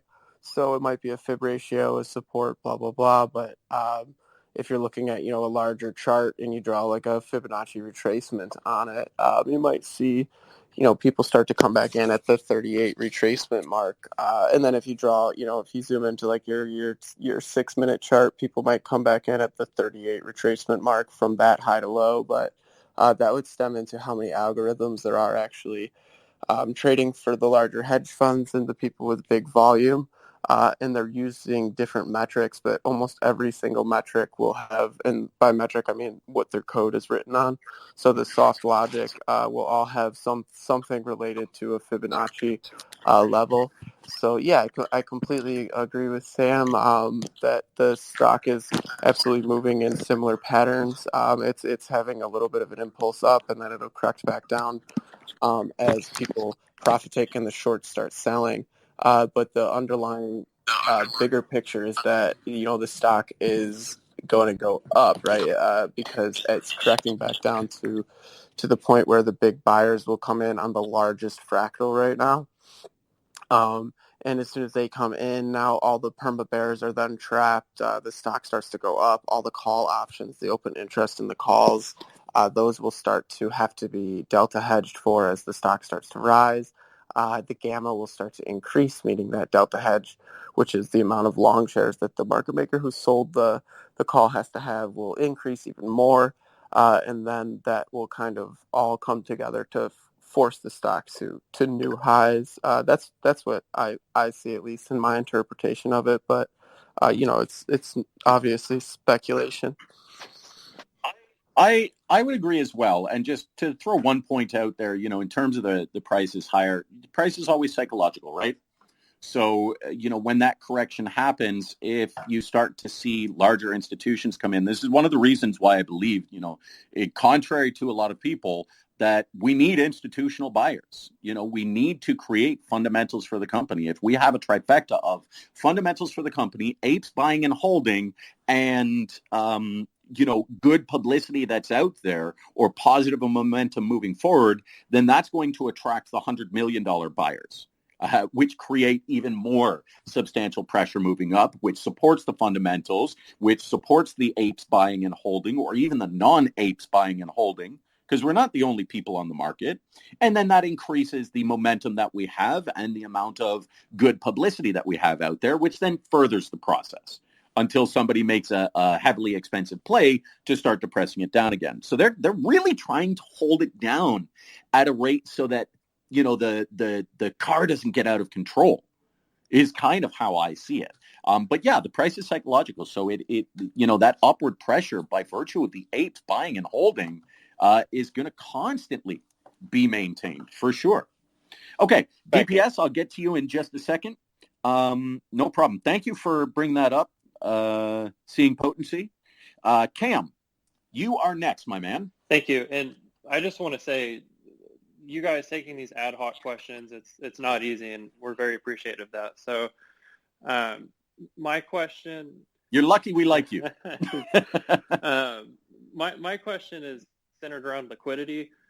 So we know that in the news recently, a certain large market maker and fund requested, $500 million back from another smaller fund. And to me, these smaller funds, as we see the Fed start to talk about tapering on bond buying, we're seeing, horrific, inflation month over month, nothing like we've seen since 2008. So liquidity is drying up, and it continues to do so. So these smaller funds that are over leveraged, their derivative positions are just terrible because it's not regulated correctly. And then you go out and you see, that market maker who lent funds, to a competitor of theirs, that shows the desperation that, they're willing to lend $500 million to a competitor who lost 50% of their assets under management. That's a huge credit risk. And then the fact that they're calling it back, we've seen other in such a short period of time too, right? And that market maker that lent the money, I mean, that $500 million is better spent in their own primary business objective. Like, they make a lot of money as a market maker. So the fact that they're even doing that, they're a huge credit risk, the borrower of those funds. So they're desperate if they're going to a competitor, more or less is what I'm trying to say. But we're not, we're headed into more and more shaky waters as it is in terms of liquidity. So I guess my question is, do y'all have any ideas? Because I'm trying to search my own mind where these smaller funds are going to start drumming up liquidity here in the next 3 to 6 months, like other than fire selling to cover. So that's more or less my question. So there's two thoughts that I'll put out on that one. And one is, and this is for your information to kind of guide you to where you can start looking a little bit deeper into as well, is the NSCC supplemental liquidity deposits rule filing. I can't remember exactly what the number is right now because I have 002, 001, 0075, 752,342, all the different numbers in my head. So I apologize for not being able to direct you directly. But look at supplemental liquidity deposits, because that specific one, what it allowed to happen, or not supplemental liquidity deposits, sorry, the SFTs. And I believe that's 010, NSCC 010. Now that I'm reflecting upon it. And what that does is it's a secured financing transaction. And what it actually allows those funds to do, or those smaller guys to do, is precisely what you're talking about, is finding other liquidity sources. So now what happens is they're able to give away their long positions as collateral to a third party that they have sponsored into the NSCC body.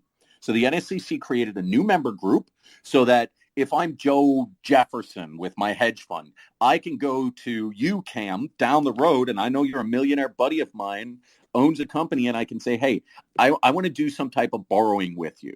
But because you're not a bank or not a structured, loaning environment, I can basically say, Cam, I want you to come on board with the NSCC. Here's how it's going to work. I'm going to sponsor you for membership under this SFT category, all right? And I am going to give my long positions, my big blue chip shares, for you to held as collateral, and you're going to give me cash. So I'm going to find the liquidity there. And what the NSCC is, what their role in this is to actually be the novating party. So they control those shares. They hold on to it in their share sort of platform to make sure that, those shares are actually I can't go and just sell those shares and screw you out of your money, right? I take the money from you, plus I go and sell those shares. It's not going to work like that. So the NSCC holds on to those. And if I default, then the NSCC actually has that collateral in place, plus their default margins that they hold for everybody, plus any supplemental liquidity deposits that were required. So if I go default and I go belly up, then you'll at least get your money back. And if not, the NSCC is holding on to those shares, so they're able to then sell it and make that money. So there's a lot of new things that are coming out in terms of getting that liquidity into the market.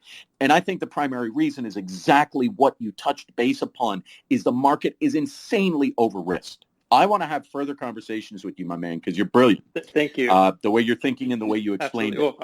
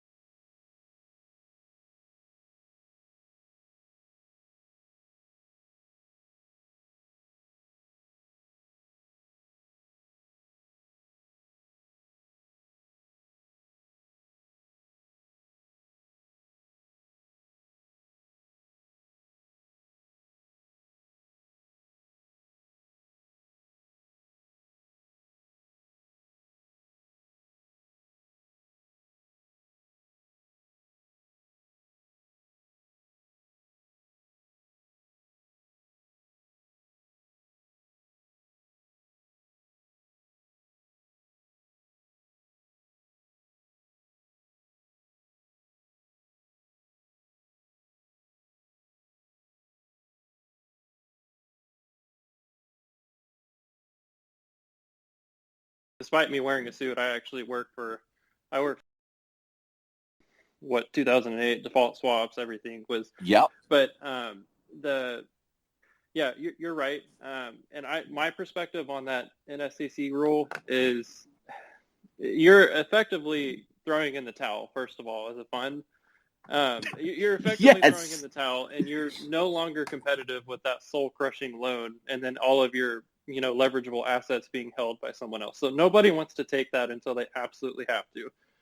So, and we've known about the UMR requirement. Well, it's become more popular in the environment, and I've written about it a couple of times. But those new URM requirements of Phase 5 for initial margin on all derivatives, with the exception of any cleared derivatives. But any uncleared derivatives now are going to require a significant margin stake to be held by a third counterparty as well, by I forget the term that I'm looking for, but a third party to hold on to those so that they can't be rehypothecated. So again, we know that as of September 1st, it's now the hedge funds that are falling under, the bigger hedge funds that are falling under this initial margin requirement category, Phase 5. There's going to be, I guarantee you, okay, I'm not going to guarantee, but I promise, no, I'm not going to promise. I hypothesize that we're going to see between 5 and 10% of some of these hedge funds custodian account. Thank you, FinWatchdog. 5 to 10% of some of these hedge funds starting to crumble and break because of these new IM requirements. I agree. And the SFTs were designed to prevent that or to protect against it. The initial margin requirements were designed to protect against that default, flamboyantly spreading across the rest of the markets and causing global, financial catastrophe. Absolutely, I agree. And I appreciate any further dialogue. And that's when we're going to see the MOAS. Oh, yeah. Absolutely. That's my third sort of theory. The only thing... You heard me say it. Yeah, I love that.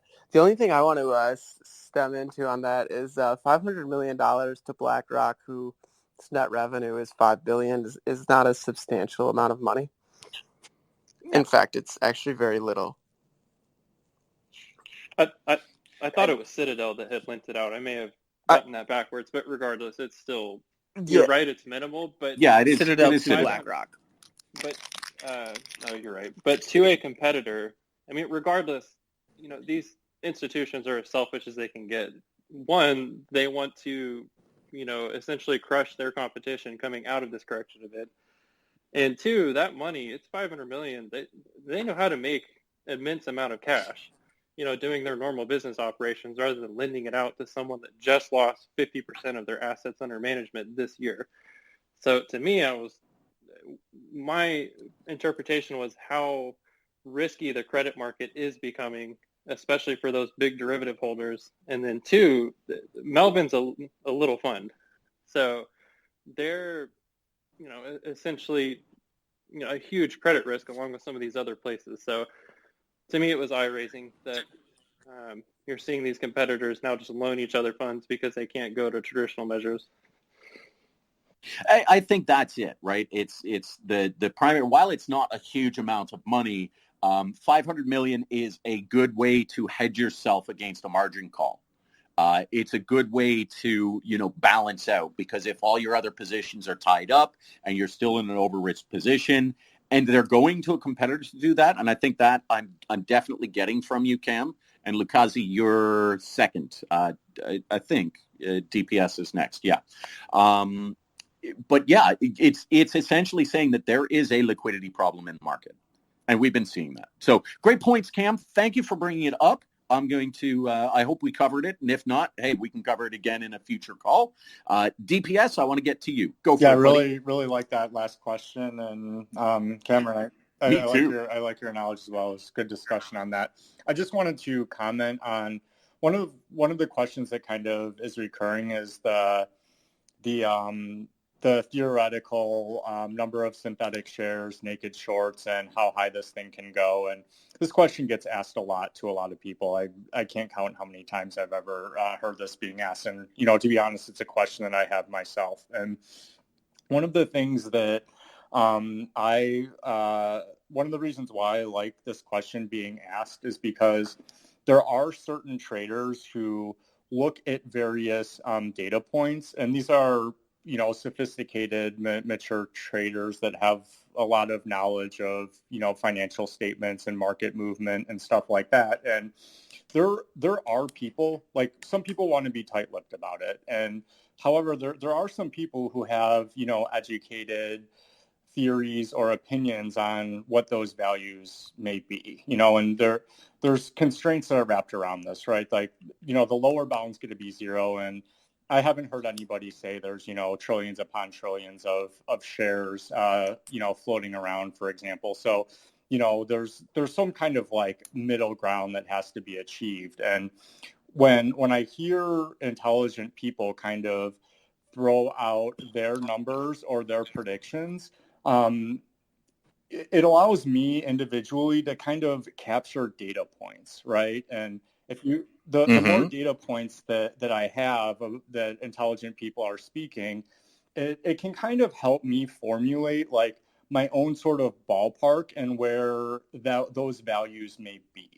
And I'm not smart enough to compute them on my own, which is to some extent why I rely upon the speculative opinions of other people on these particular topics. And I'm just going to say this, and then I'll shut up. But like one interesting thing that, and I've never heard somebody actually describe, the prediction of these sorts of values is by looking, by describing it as the overall market cap of the company.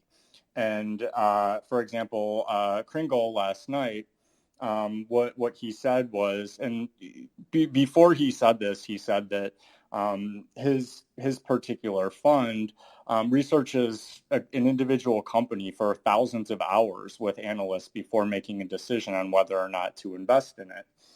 So, essentially smart people kind of like scouring data and making decisions on this. And he said that he considers AMC, I believe at this point in time, to have essentially the same market cap as Coca-Cola.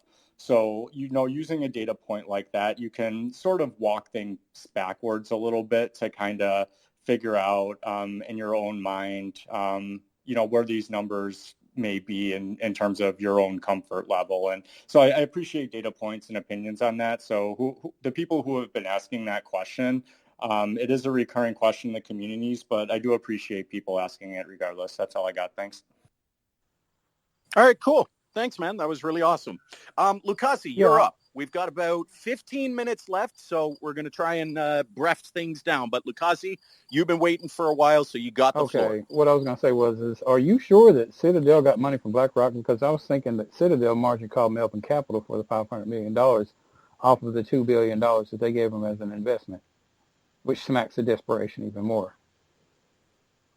Yeah, it was Melvin. At least from what I heard as well. Yeah, it was definitely not it was definitely Melvin Capital, and they went back and they're taking $500 million from a company that's already lost 40 to 60% of their market cap value, and it screams desperation from Citadel because they are taking money from a company that's sinking.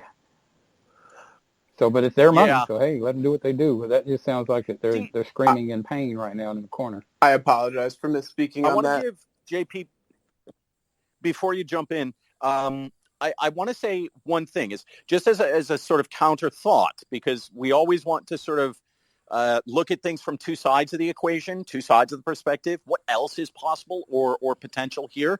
And we don't actually know what contract or what details were in the contract when Citadel bailed out Melvin, right? So if Citadel had entered into the contract and stated, look, within 6 months, you need to pay us back at least $500 million, or you need to start paying us back, at a certain point in time. We don't actually have access to that contract, or at least I haven't seen it. So that could be another thing that's happening here. So maybe it's not desperation, and maybe it's actually written into the contract, right? Which wouldn't be a surprising thing to have written into the contract. If you're going to bail somebody out worth a couple of $1 billion, you might want to say, hey, look, you need to make a good faith payment within, 6 months. Well, the thing about that is $500 million, the apes will burn through that in 2 days. Exactly. right? So we definitely don't have to worry about it. Cam, I see your hand, but Finn Watchdog came up before you. So go for it, Finn. Oh, hey, I wanted to comment on, let's see, what were we talking about with DPS? Trying to project the size of the squeeze, and I just wanted to make a quick comment on that. We have spent however many months trying to project share price, project how many synthetic shares there are.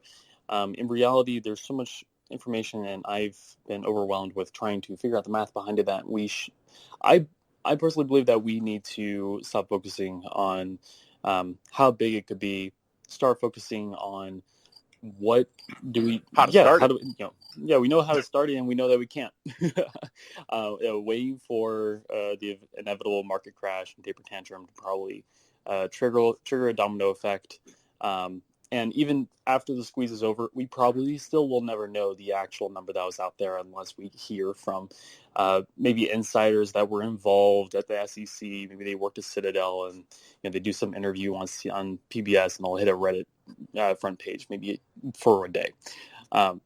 So I don't know. I think we need to adjust our perspective and our priorities as a community.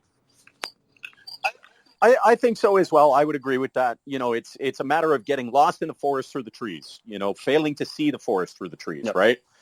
If we hyper-focus on one specific element, remember that everything is interconnected. So the more information, the more credible sources of DD that we can get our hands on, the better. So thank you for bringing that up. Really appreciate it.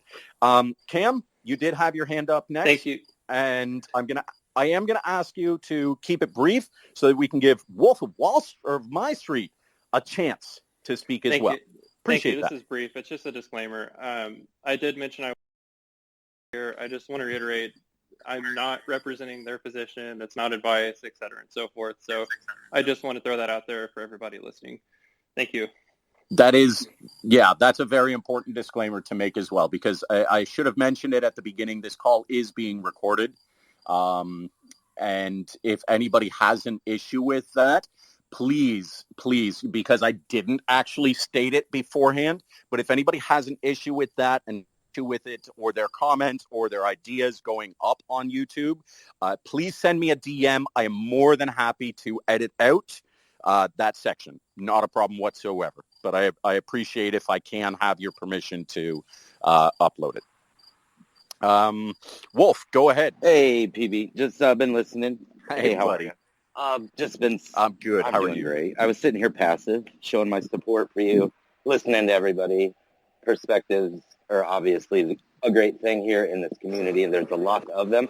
I just wanted to jump in, not to do anything other than to add to Lakazi's question, reference to the Melvin, the Citadel, the 500 million figure.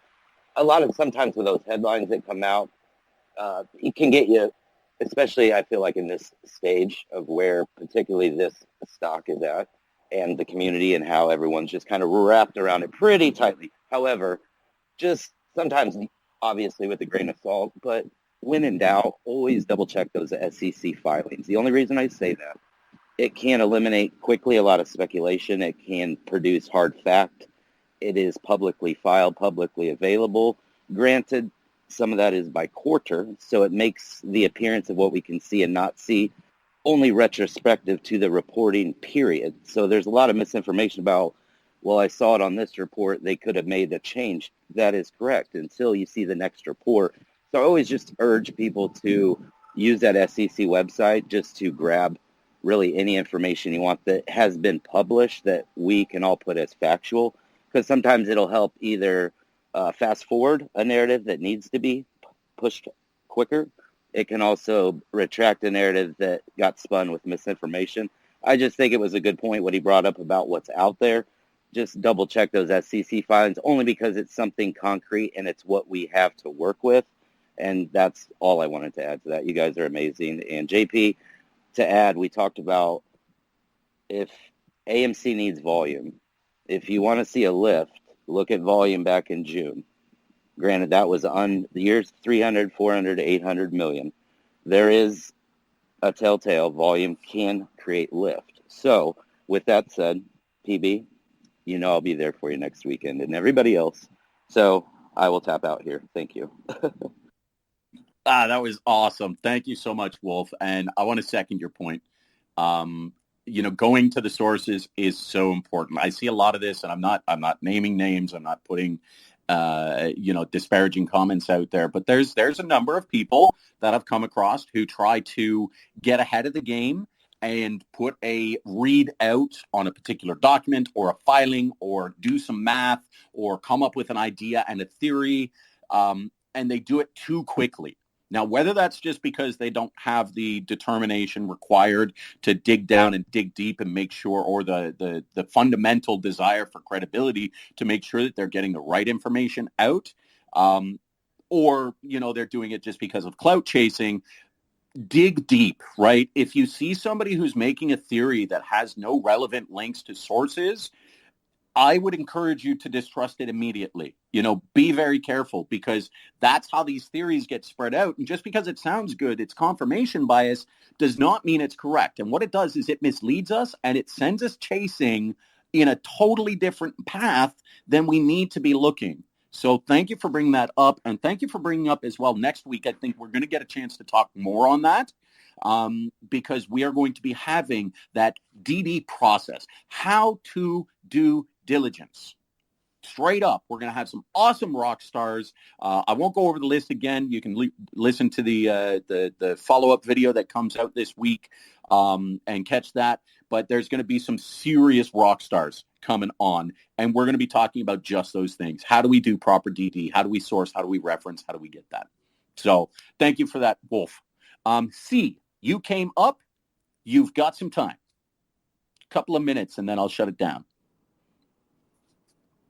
Okay, C's not available. Demo, you have requested to come up. I'm going to give you the opportunity, and then maybe C will come back up in a minute.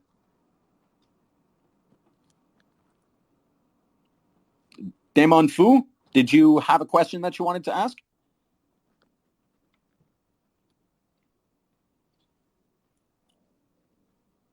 Well, I'm not hearing you. What's up, Tim? are you free after this call? No. Oh, okay. Not today. Oh, we should still catch up sometime. Yeah, let's try and send me a message, and we'll have to schedule something. That's the thing with me. That's fine. It's got to schedule. JP, you had something to add? I was just going to say, sometimes when we try to bring speakers up, it leaves them as connecting. That's what I'm seeing for Damon Fu. Okay. So, Damon, if you drop back down, and then we'll try and request you back up, that'll be fine. Wilson. Mr. Wilson, I'm going to call you Wilson. I'm going to keep it at a little bit of a PG level.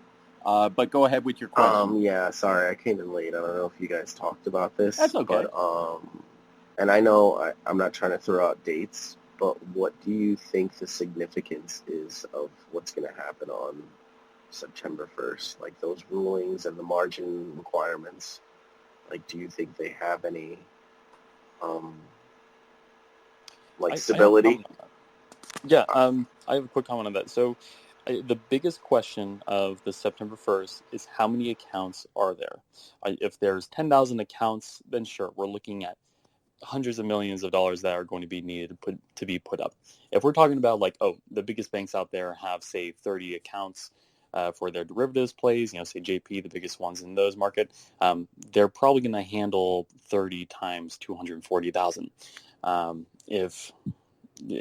these biggest players, those maybe 6 or so biggest banks who are playing with trillions of dollars of derivatives, it depends on how many accounts they have, if it's in the hundreds or the thousands of accounts, or if there are smaller players underneath them that have enough accounts that may put them over a certain threshold where they couldn't handle that much. I personally feel that accounts probably has a lot of positions under them, and we're more likely to see a smaller X number of accounts. Okay, let me jump in just to prevent misunderstanding. The actual what you're talking about September 1st is the URM Phase 5. So FinWatchdog, all the bigger banks, they've already been through on Phase 1, 2, 3, and 4. So they're not really going to be affected by this. Those rules and regulations have already been in place. So they've been structuring their derivatives accounts and their derivatives activities under these new initial margin requirements already. So we're not going to see much going on with that. However, when it comes to these smaller ones, it's actually by fund, right? Not necessarily by account. So I just want to use terminology that's clear and consistent. It is by fund, and there is a certain threshold. So if they meet an AANA, or an average aggregate net amount of 50 million within that particular period, $50 billion that they're trading, then they're going to be affected. Now, these are larger players, and phase 6 is going to be the bigger or the smaller players, the ones who are typically going to get margin called a lot quicker or have, higher liquidity to debt or lower liquidity to debt ratios. I may be misformatting that, but basically they'll be at more risk. So just to clarify those points, but I do want to answer the actual direct question, if you don't mind, and then I'll give you a chance to re-jump in. Oh, Finn yeah, go Watchdog. ahead, take over, please. Yes. Thank you. I appreciate that. In direct answer to your question, I don't think September 1st is going to be a catalyst for MOAST. Oh, well, that was right. Well, I was just trying to see if it had any stability. I know that dates aren't like a good thing to hold onto. Yeah. Even if, and this is the thing, is we don't know how over-leveraged these particular funds are or how prepared they've gotten. So that adds a whole nother element. But I would say within 3 to 6 months is probably the time frame when we're going to start seeing, people try to figure out how to move within these new IM requirements. And if they can't figure it out, that's when they're going to start to get, kind of crumbly or in dangerous positions. And that is where it could potentially cause sort of the landslide effect. But I would say, yeah, as of September 1st, to everybody down there in the audience, don't look out for anything specific. But over the course of 3 to 6 months, it is something we definitely can keep an eye on. But clarify your thought. Go ahead, penis. Well, no, you pretty much answered my question, and that's kind of just what I was looking for, just more of an elaboration on the whole,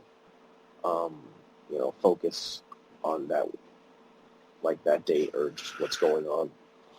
Because I know it has Sweet. to. I know it wasn't going to affect obviously the bigger hedge funds and the bigger players in the game, but I had an understanding that it would affect the smaller fish. Yeah, a big underlying theme throughout all this is anytime we have any rule or change that helps the apes per se, we usually get overhyped. We start kind of overlooking certain pieces of data or how we message that data. For example, I remember when we first started talking about this margin increase from 10,000 to 250,000, people were saying, look, margin requirements are increasing by 25 times, which sounds huge, but in reality, $240,000 per account or per fund is not that significant to these large players. Not to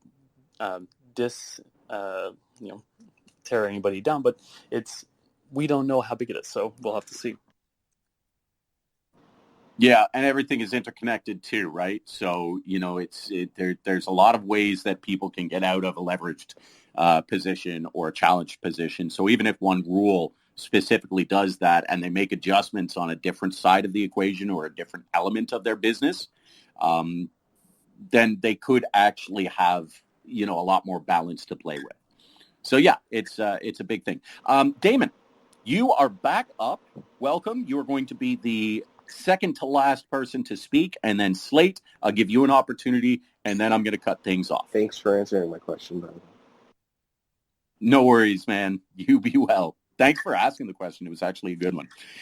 Damon, are you still unable to speak? No, I think all should be good now.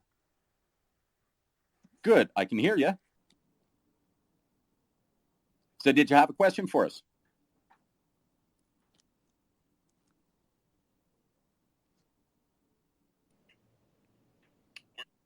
We're not all good, my friend, because we can't hear you. That's good.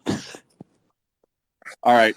We'll have to move on. Slater, you had a question. go ahead and ask your question, and then we're going to have to tie this up because I do say I have a 3:00 hard deadline, and I try to stick with that, but we're already going to go about 5 minutes. All right, I'm going to make it super brief. This is more of a comment. I just want to say for new apes with a higher cost basis, I've been seeing you guys out there. Very good. Get the word out. But keep in mind, there's no specific day that makes or breaks the squeeze. We've been in this 7 to 8 months, and there's no day that says this is the end or this is not the end. So just keep that in mind. Like, dates are great. The DD is great. But don't think that, like, if September 1st doesn't make us mow ass, then it's the end. It's a very good point. Really, really good point. Okay, my friends. Again, this was a super successful call, I think. If anyone can send me a DM and let me know what the actual total count is watching the call, I'd love to get an idea of that. I appreciate that. We're going to bring Damon Fu up one more time to see if he can have a chance to speak. Damon, can you hear us? Yeah, I can. And can you speak? I can. There you right, are. So, all right, go ahead and ask your question. You got the last one. I just wanted to follow up on the Citadel Melvin redemption issue and $500 million. So it was, although first reported in the the Wall Street Journal, I explored more deeply, and I think it was in the New York Times where they got into some of the terms of the deal between the two, and actually had a quote from Steve Cohen, which was interesting. So the deal is such that Citadel can redeem in the fourth quarter, obviously. So that is, and the redemption is at some point in the month of October. And Steve Cohen was actually quoted as saying that he was very happy with the terms of the deal, which enables him to obviously get a percentage of Melvin's revenue, but also a bit of their 2% management fee. And with his staying on, you'd imagine that that's then a good use of his capital and should be for Citadel otherwise. And so it might be some indication as for a need of that $500 million to apply it elsewhere. And also just to clarify that last night Kringle said that it was the enterprise value of Coca-Cola is what he thought the value of AMC might be with the synthetics, not the market cap of Coca-Cola. Okay. Interesting.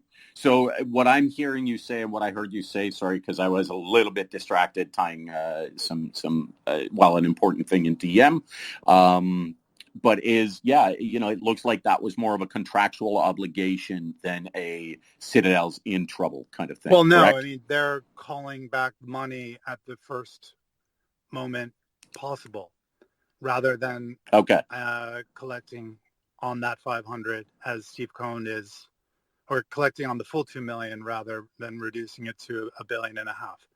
And Steve Cohen is staying on. I think he's allocated less toward Melvin, but it's obviously earning more money than the money he's given them would earn elsewhere.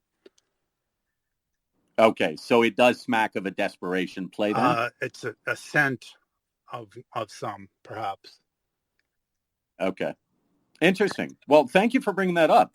I'm glad you got a chance to come up and speak because that is really, really good information to understand and be able to factor into all the other discussions that we have on this. So I really appreciate you coming up. I'll I'm try glad and you were find the article in which this was that all would help. cited. I'll DM it to you.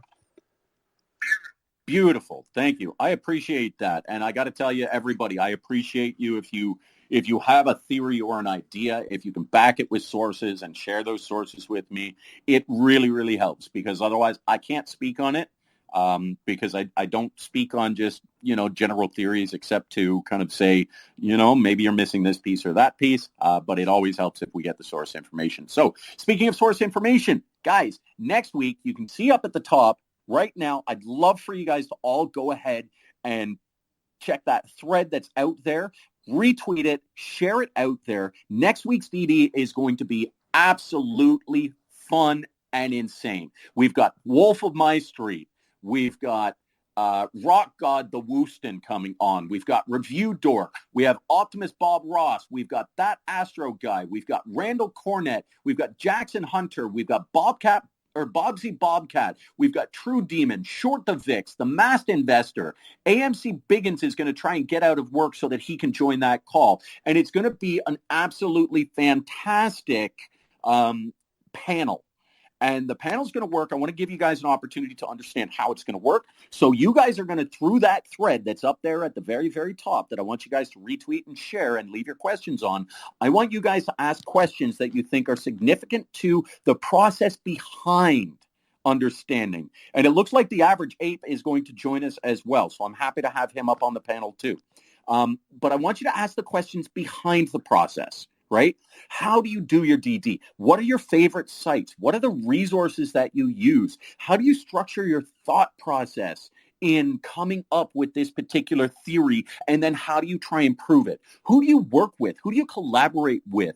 Who's good on what different areas of DD? So all those kinds of questions are really going to be designed to teach you guys how to do your own due diligence, how to dig deep and not get trapped in FUD, not get trapped in misinformation, not get trapped in confirmation biases. So I think it's going to be a really, really, really, really, really important one.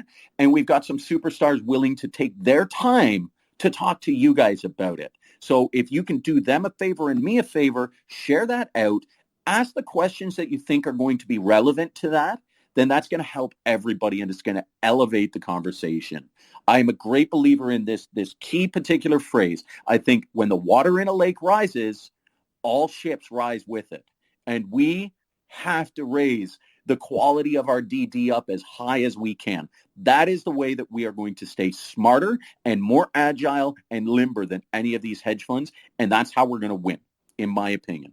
So I thank you guys, all of you, for coming in, joining us today. Throughout the week, if you guys want to send me a DM with your questions for the following week's DD discussion, not the panel questions, but the following week, we'll be doing this every single Sunday at 1 p.m. to 3 p.m. Next week is going to be the special DD panel, but following that, you're more than welcome to send me any DMs. I want to give a big shout out to JP, thank you so much for hosting and helping me out with things and answering some questions. Thank you, brother. And I want to give a big shout out to Cat Food Cannon. Cat Food Cannon is recording these calls for us and also taking note of the timestamps of the different topics of conversation to make it easier for me to put that up on YouTube. And that way you guys can go afterwards and, recap yourselves or share a key point out with a friend. Or if somebody has FUD and you need to, break it down with some intelligent conversation, you have something to reference with. But I do want to give a massive thank you to both those guys, but I also want to give a massive thank you to all the 230 people that had been listening in from almost the very beginning. Your support is amazing. Your diligence in coming and understanding the information is also amazing. It really speaks to, your goals in this. So I truly appreciate you guys as well. I hope you enjoyed. Before you cut out here, Pete, go ahead, JP. Thank you so much as always. I know how valuable your time is. What you do for everyone in the community is just a wonderful thing. You are an amazing person. Thank you again. Thank you. Thank you for that. And everybody give some hundreds in the chat for our co-host and our recorder and everybody else that is right there beside you. Let them know you appreciate them coming and supporting us here and supporting good DD. For now, I'm going to say good night. Well, not good night unless you're in Asia, but good afternoon for me. Peanut Butter Jelly is out of here saying pieces. Oh, Reese's.